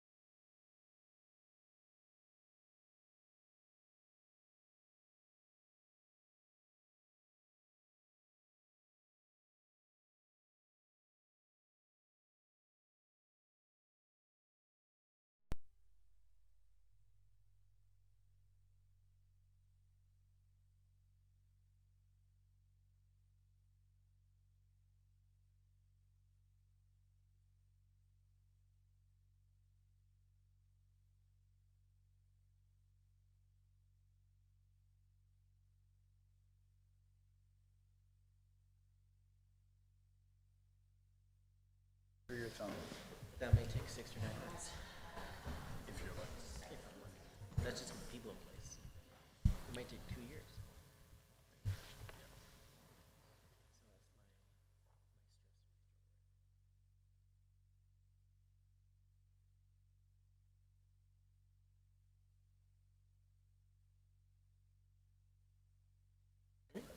Welcome back, everybody. If there was no other questions there, so we're going to go to 8.6, local improvement policy. Good morning, committee. I just wanted to, I guess, bring this back in front of council prior to discussing the reserve policy at a future meeting. And so, just in general, a local improvement tax is essentially a tax that can be imposed on a piece of infrastructure or an improvement in a neighborhood or an area that has been clearly defined as a benefit to that particular area over benefiting the entire municipality. And so local improvements are taxes that are applied to the land, not to an individual person. And so our local improvement policy currently allows for sidewalks, curb and gutter, asphalt paving to be included in that. The Municipal Government Act does legislate how municipalities can impose a local improvement tax. The current policy that you have in front of you today was introduced in and approved by Council in 2018 and has not been, it has been reviewed, it just has not been in front of Council since that date. And so administration just wants to get feedback from Council on what they would like to see in the local improvement policy. As part of the current policy, it also allows for property owners to have their lanes paved, to put median cuts in, do decorative street lighting added to their neighbors, but the cost is borne solely by the property owners and is not split by the municipality, as is the curb and gutter, asphalt paving, and sidewalks that currently exist there. So in other communities, things like lane paving, lane lighting, our decorative lighting, those are included in their local improvement policies, just as ours is. But in consideration of that reserve policy and the discussions that have been had, does council want to consider removing the sidewalks, curb and gutter, and asphalt paving from the local improvement policy and just keep items that would be requested by community members that would be paid for typically solely by the property owners? So that's an option that we can look at if council wants to go that route. And if anyone has any questions, I'd be happy to answer them. Councillor White, then Councillor or Mayor Bronco. Easy question. What's a median cut? Through to Councillor White, a median cut is essentially, so if you had a sidewalk in front of your home, for example, and you were going to put in a driveway, we would allow you to pay to get the sidewalk dropped so you didn't have to jump up and over a curb to get onto your driveway. So it's about a sidewalk. I was thinking median, like something in the middle of a road, not that? And it could be as well. So if we had a median, I'm just going to give an example, say 40th Avenue. Let's say we put a median all the way across and you had a driveway on the north side of the avenue and you had to get through, we would allow you to cut that at your cost so that you could access your driveway from either direction. Yeah. Thank you. You're welcome. Mayor Bronco. Thank you, Mark. I'm sorry, I'm trying to get on here. I touched something here. What I'm asking, can you hear me? We can you hear can't you. see. Yep, we can hear and see. I am against local improvement. I think Wetaskiwin, the whole city, everybody should pay for that. I do agree that if citizens want their back alley paved, that's something that's used totally by the back alley or street lights, but I am totally against local improvements. The whole city of Wetaskiwin uses the roads. Why not everybody pays? So I am against, I would like its local improvements removed. Thank you. Councillor Billingsley, then Councillor Nielsen, then Councillor White. First, I'll to the mayor. Are you talking like completely gone? So then, if for curb cuts or whatever, then No, that's a different Okay, so item. That's different then, okay. And I think what administration's bringing back is to say sidewalks and overlays be taking out of local improvement, and that would come out of the residential tax portion. Yes. Okay, just want clarification on that. I did ask, and this is more of a comment, I asked administration through finance to find out what the tax implications are going to be if we go to this model. Over the last 5 years, the residents had contributed approximately $500,000 to this. So you're looking, or we are looking at about $100,000 shortfall that would then have to be, instead of coming from the local residents, it would be coming through the tax base. So we would be looking, if projects were the same location, today's dollars, of about a 0.5% tax increase to do this, just for us to know. Councillor Nielsen. Thank you, Mr. Chair. Excuse me, I want to understand, Joe, what your position is in relation to this, because before I can say I agree with Joe, I want to make sure I agree with Joe. I'm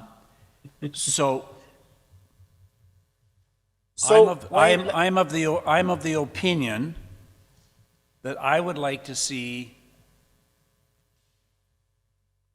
local improvements dropped, with the exception of back lane, decorative lighting, all that kind of stuff. Is that where you're at, Joe, or do you have more qualifications than that? No, Wayne, that's exactly what I'm saying. So to me, a local improvement is, I'll use, for example, your area, Parkside.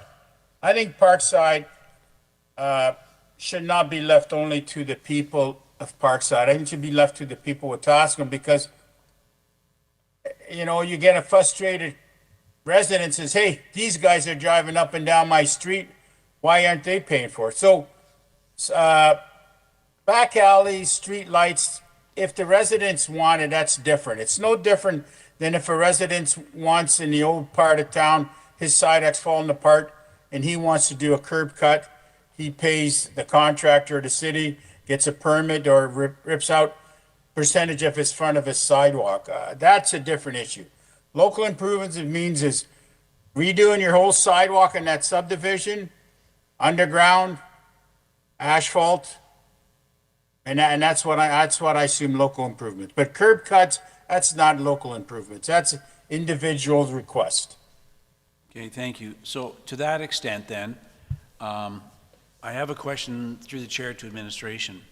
So Sue, if we were to eliminate local improvements, what happens to all those folks that now are paying double? Because to Dean's point, they have to pay an increased tax to support paving roads and sidewalks across the city, while at the same time, they're also paying because they had theirs done at a time when this was in place. So what happens to them? Do they end up getting caught and we're double dipping with them, or what? How? Yeah, it's no different than when any other rule changes. So you could look at grandfathering, although I hate that. But you could look at, and I'd have to talk to Toulouse to make sure that this is actually something we could do, where you could reimburse that portion of what they're already paying. There's very few local improvements in the city right now. Most of them are paid off. So we could look at an alternative, but my standard response to this is the rules change all the time and we don't go back. So it should just be the rule for everybody moving forward, and that's just the way it is. I think there's only 2 or 3 in town right now. So while this is before us then, if there is a strong enough position amongst council to actually restrict it or change it and move away from, Is this what we do now in terms of the recommendations, or? I'm trying, so if I'm a friend of Joe's on this particular issue and we get two other friends, does that mean we just don't deal with this particular policy? So, yeah, this was the discussion that we had around the reserve policy. So administration is recommending that we remove the road renewal from local improvement. We're not saying throw out local improvement because there are valid opportunities for citizens to come forward. What we are saying is that if you remove that risk around allowing them to vote it down and then they complain about the state of the road and you put it on taxes, we're going to have a much better asset management system. But we need you to make that decision on this before you can finalize your reserve policy discussion around the infrastructure tax. So yes, we do need you to find 3 people that support whatever direction you want us to take. Okay, so from that perspective then, and I think I'm interpreting correctly, I would like to see roads and sidewalks be removed, or sorry, asphalting and paving be removed from this policy, which would then allow people who wanted other stuff to line up and be able to go through it and pay for it. Does that make sense? Sorry, it does. I would maybe reword it that I think Ryan used some good language before, standard, because someone could come in and say, we want a decorative sidewalk in here, and we should allow them to petition for that. But if they want the standard that the city does, then we can work around some wording so that it doesn't remove that opportunity for citizens to come forward and get something different in their neighborhood. Okay, so I think Joe and I want to see roads and sidewalks, standard roads and sidewalks, be the responsibility of all ratepayers. Would you say that's right, Joe?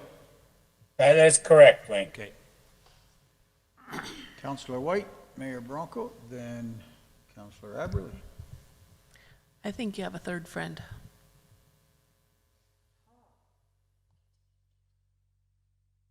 Mayor Bronco. Thank you through the chair to clarification, Sue.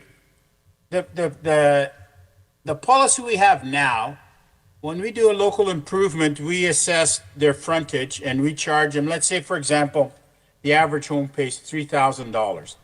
But once we're doing that project and for unforeseen conditions, there's $100,000 extra. Who pays for that? Does that get divided between the residents, or does that become part of the local, the whole community?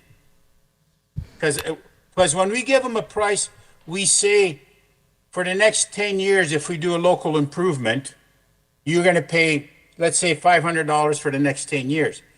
That's based on that project cost. But if there's an overseen extras, let's say $100,000 on that road, who pays for that? Is that all citizens of Wetaskiwin, or is that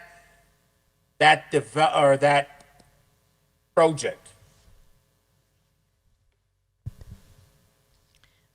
Through to Mayor Bronco, so in that case, so if the bylaw was approved by council and it said that each property is saying $3,000 for the next 10 years, and the project is concluded and we do have some issue and it's an extra $100,000, then the bylaw would have to be amended or proposed to be amended, and council could amend the bylaw to increase each of the properties by splitting that 100,000 between the city 50% and the residents 50%, or council could say, nope, that's okay, the city will pay for it. That's up to council. Thank you.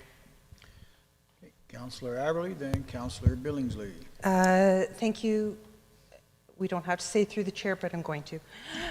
Through the chair to administration, I just want to make sure I understand fully what this discussion is. So currently, correct me if anything I say is wrong.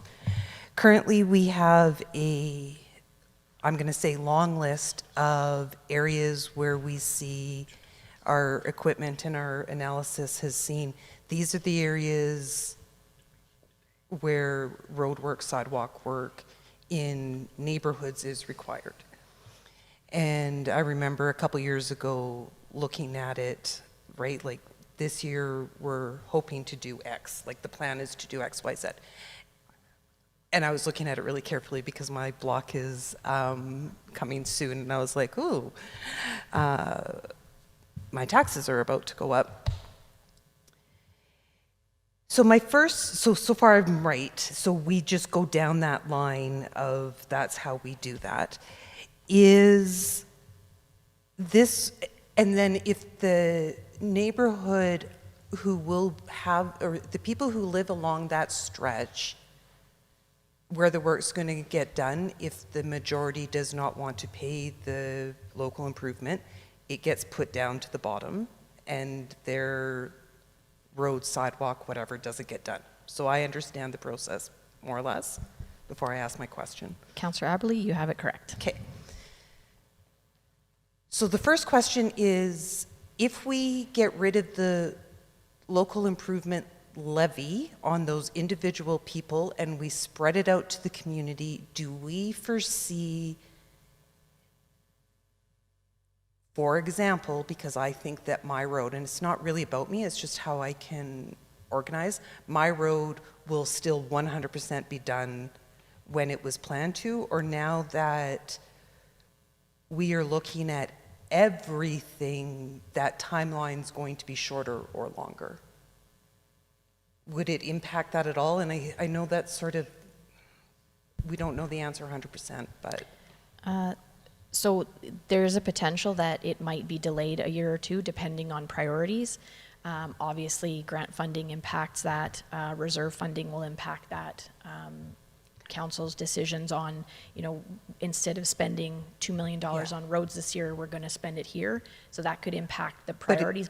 But if your road was scheduled for 2028 reconstruction, we would follow that schedule as close as possible. And either having the levy or not having the levy is not going to impact that schedule? The only thing that would impact that would be if the levy still exists and it's petitioned against, then obviously the schedule changes. But otherwise, the schedule shouldn't be affected by more than a year or two, in my opinion. Okay. So when I think about the levy, and this is where I was like, ooh, wait to my question until everybody agrees, because I need to just maybe have council argue this in my head for me as to whether or not you have a fourth friend.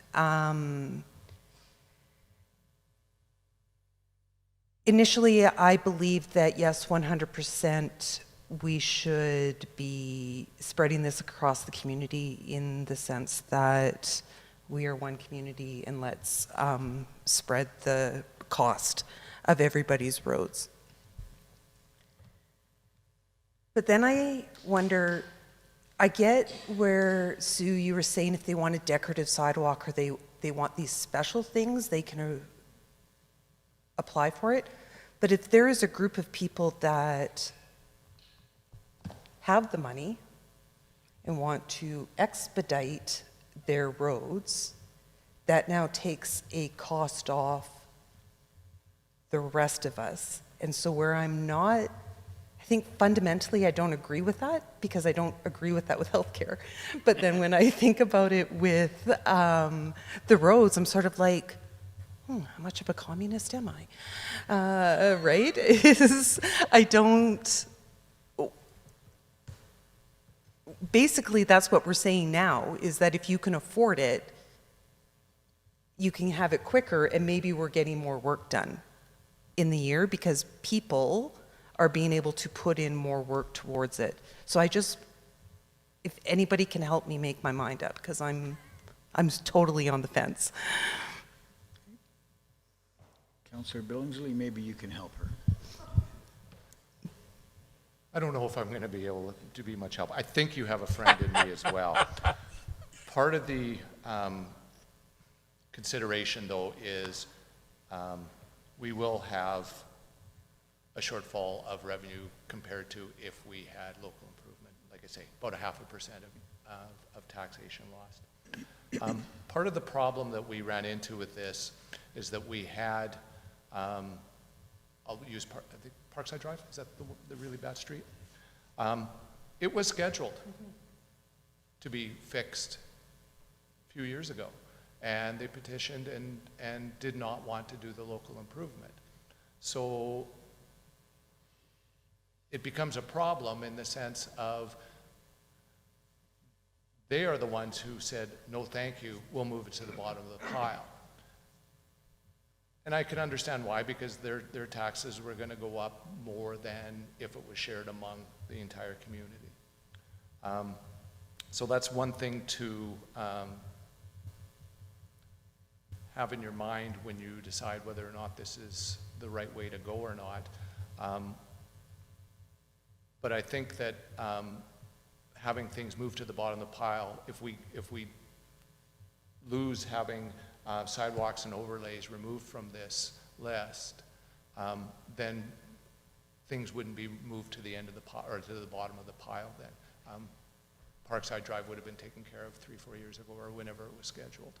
So for that reason, I will support removing those.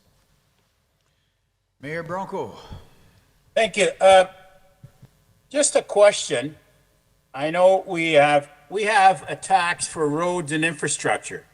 So if I were to look at the other aspect is residents, let's say we're going to go to a 2% infrastructure tax.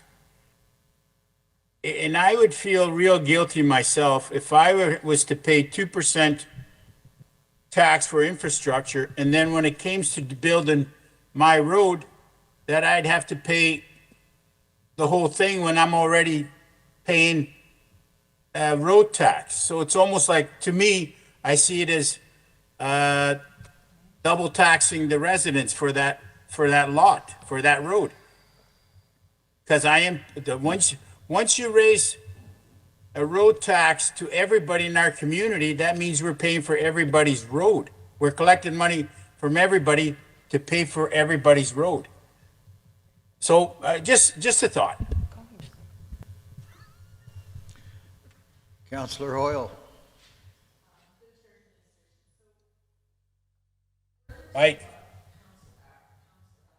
Mike, please.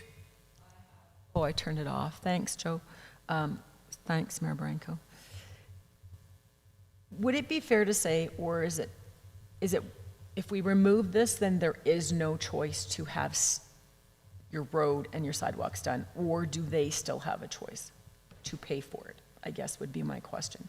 Because if they did not, we have standard roads, we have standard sidewalks, that's what you get. It's paid for in your taxes. We wouldn't have to worry about what Councillor Aberley was saying, correct? Yeah, that's correct. If the local improvement levy was removed, everyone would get standard road, standard curb and gutter, standard sidewalk. They couldn't vote against it. It would just get done in the order of our infrastructure maintenance plan. Thank you. Councillor Aberley. It's so funny. So for me, it's funny as I work it through that there are certain areas where people want to call for plebiscites. They want to do all of these things as a representative government. And this has just made up my mind, is that I believe that we are elected to make these decisions. And you have a friend. Thank you. Any further questions?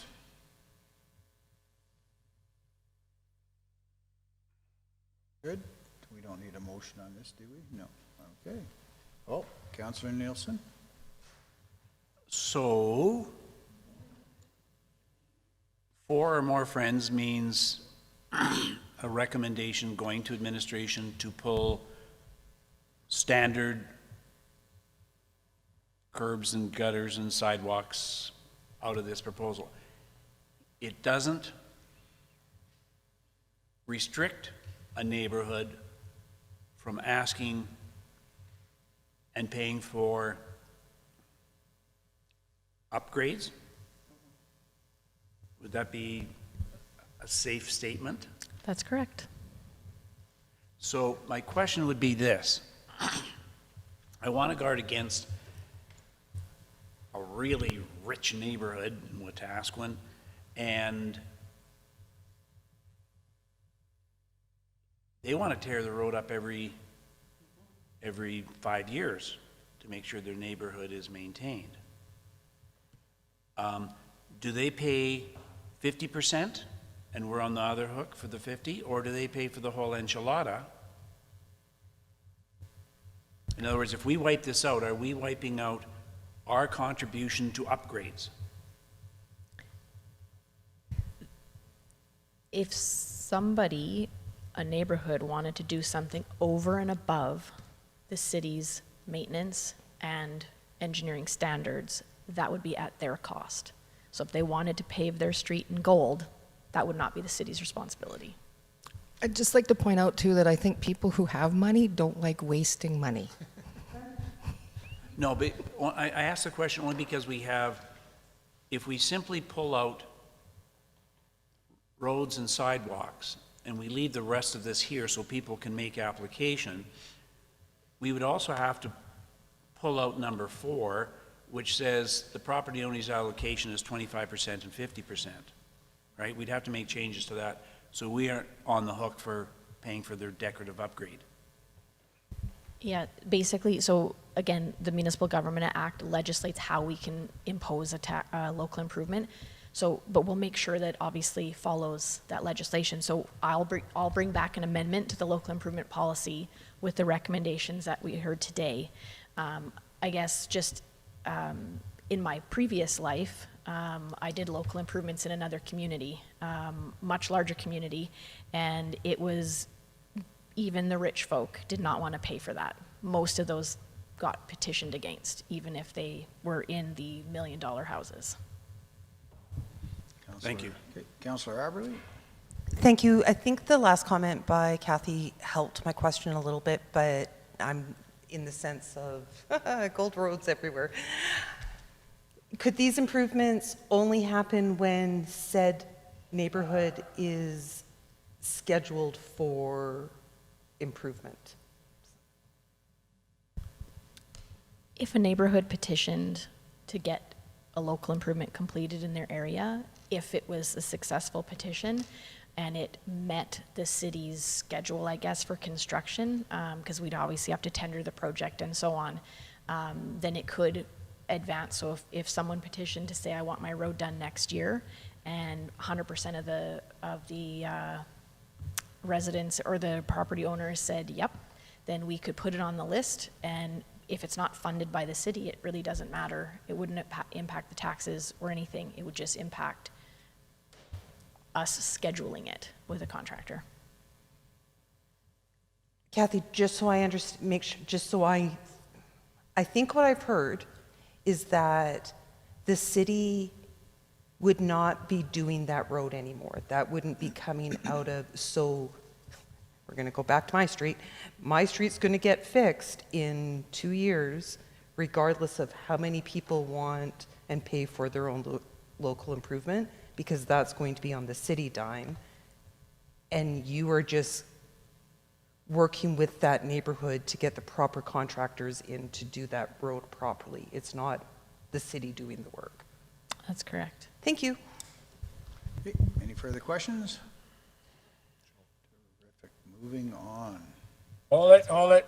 Oh, Joe, I had a sorry. question. My apologies. Thank you, Mr. Chairman. A question to Kathy or Sue. Let's say we have a list of 5 streets. Does council get to choose which street is more, goes first priority? Let's say we drive, oh, this is terrible. Do we have a choice? Does council have a choice to put, select 1, 2, 3, or 4? Or is that engineering department? Because some municipalities, council decides. Mayor Bronco, so we did a road assessment a number of years ago, and so anytime we bring a project forward for council's consideration, it is because it is the most highest priority for administration to complete for that maintenance schedule. So the items that will come forward for the 2027 construction, those have been prioritized as number one, being the most important thing that has to get done next. And so the list is there. If council chooses to fund something different, that's up to council to decide. Okay, any further questions? Great, moving on. Council reports for information. See anything there? Closed sessions. Is there anything on closed? There is, okay, so we will go to closed session at 11, looks like 19. Excuse me, Mr. Mayor, for this, we do need a vote on it Oh, and a okay. motion. Okay. Okay.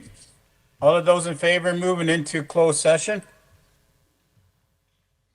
All those in favor? Favor. Thank you. You bet. Love it.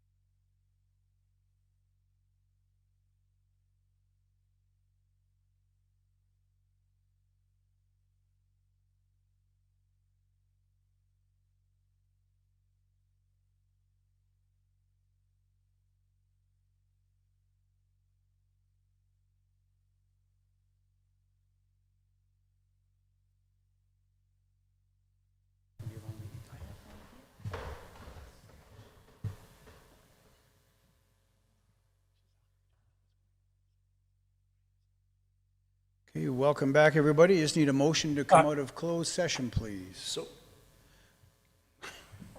All in favor? Done. Okay, going to new business. Does anybody else have any, or is it just myself? Okay. So I'm going to read this. This is, I'll leave it for some questions afterwards, but this is just how I'm feeling right now, so. So I'm going to be direct. Enough is enough. The matter involving the mayor has gone too far, lasted too long, and cost the taxpayers too much money. The legal bills continue to increase. Council continues spending time on this. Administration continues spending time on this. And ultimately, the taxpayers continue paying for it.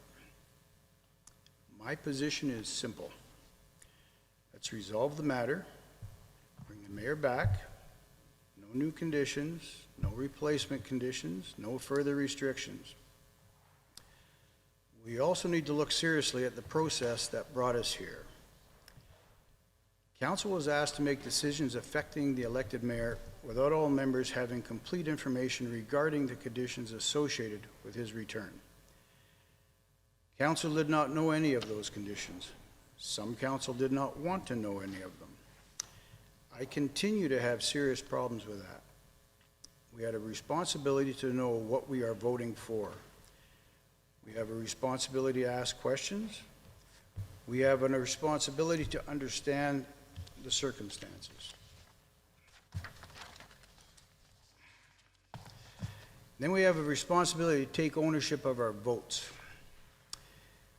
If we do not know the conditions, did not know whether they were reasonable, and did not know whether they were achievable, then we should ask ourselves what information supported the decision that was made.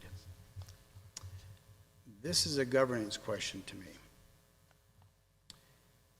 It is a question council should be willing to examine. There are also serious questions about the conditions that were developed, how authority was exercised throughout the process, how compliance and determined, and whether council retained enough oversight over decisions affecting the elected member of council. I am deliberately not assigning responsibility for those matters in open session. There are issues associated with this matter and deserve a more detailed discussion in proper confidential session. That discussion should happen. But the public should know this much. Council has a responsibility to satisfy itself that our processes were fair, properly authorized, supported by adequate information, and applied consistently. That brings me to another principle. If council establishes a standard of conduct for elected official, then we must be prepared to apply comparable standards consistently.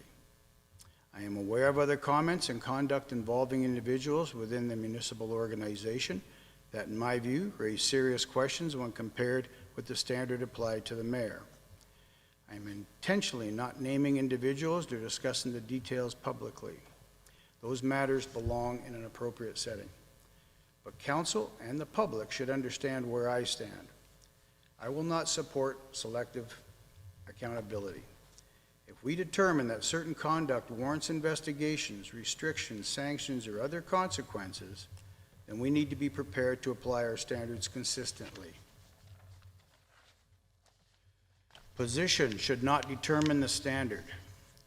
Personal relationships should not determine the standard. The individual involved should not determine the standard. The standard should determine the standard. If council continues down this path, then I am prepared to pursue the other concerns through appropriate processes.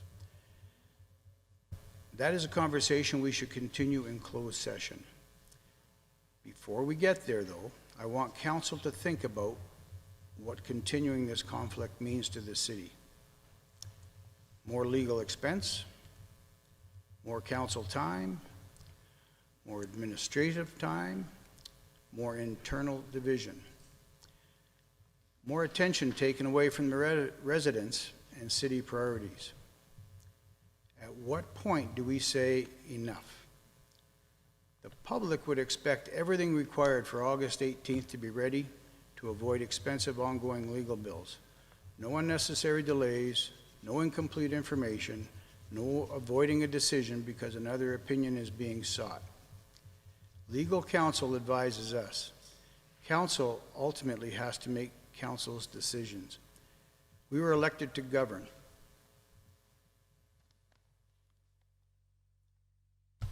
There is still time to do that well. We have more than 3 years left in this term. 3 years to improve infrastructure, 3 years to improve finances.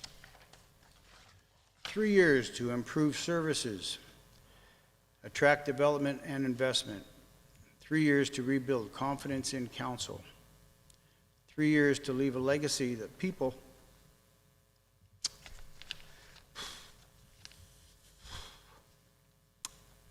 of this city will be proud of.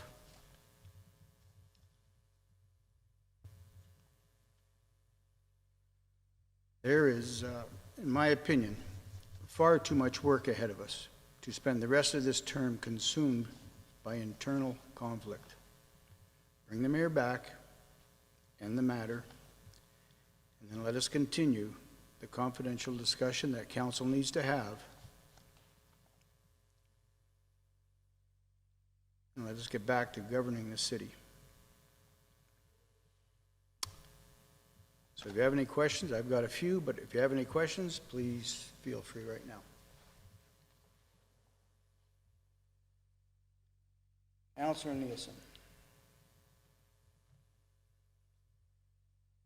Mine is not a question.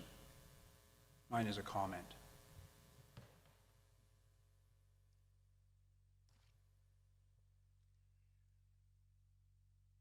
You used the word in your presentation about being principled as a council. I don't think I used the word principle, but okay.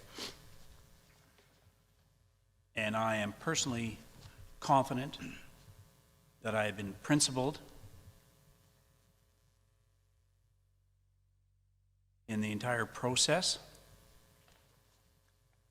and I have ultimate confidence that the information we received from administration and legal was principled,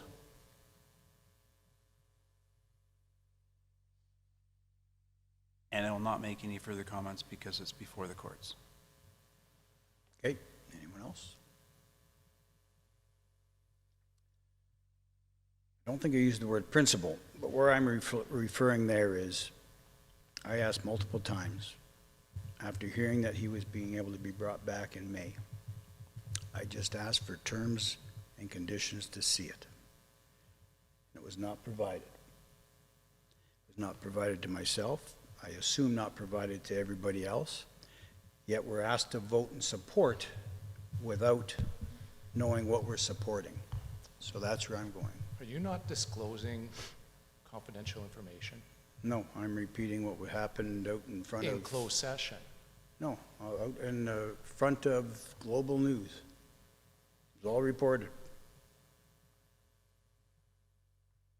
I'm not repeating anything here that the public isn't aware of.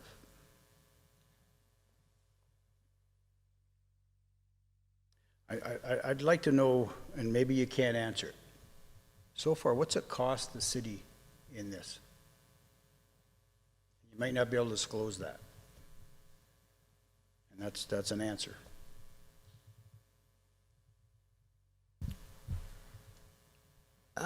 Under legal advice, administration will not take part in this conversation. Okay. Then the rest of my questions,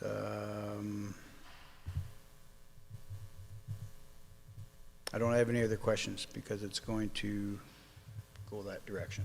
So I'm just going to pass on those questions. But that's just where I stand. I find this city is in big unrest right now, and this is a big portion of it. And I just think we've got to come and solve this quickly. I don't want to see this dragging out for years and costing who knows, I don't know what lawyers charge, but Somehow we've got to get back and solve this issue sooner than later. So that's where I stand. So no more questions from me. Anyone else have questions? Okay. Then I am going to adjourn this meeting at 1:31. Thank you for your time.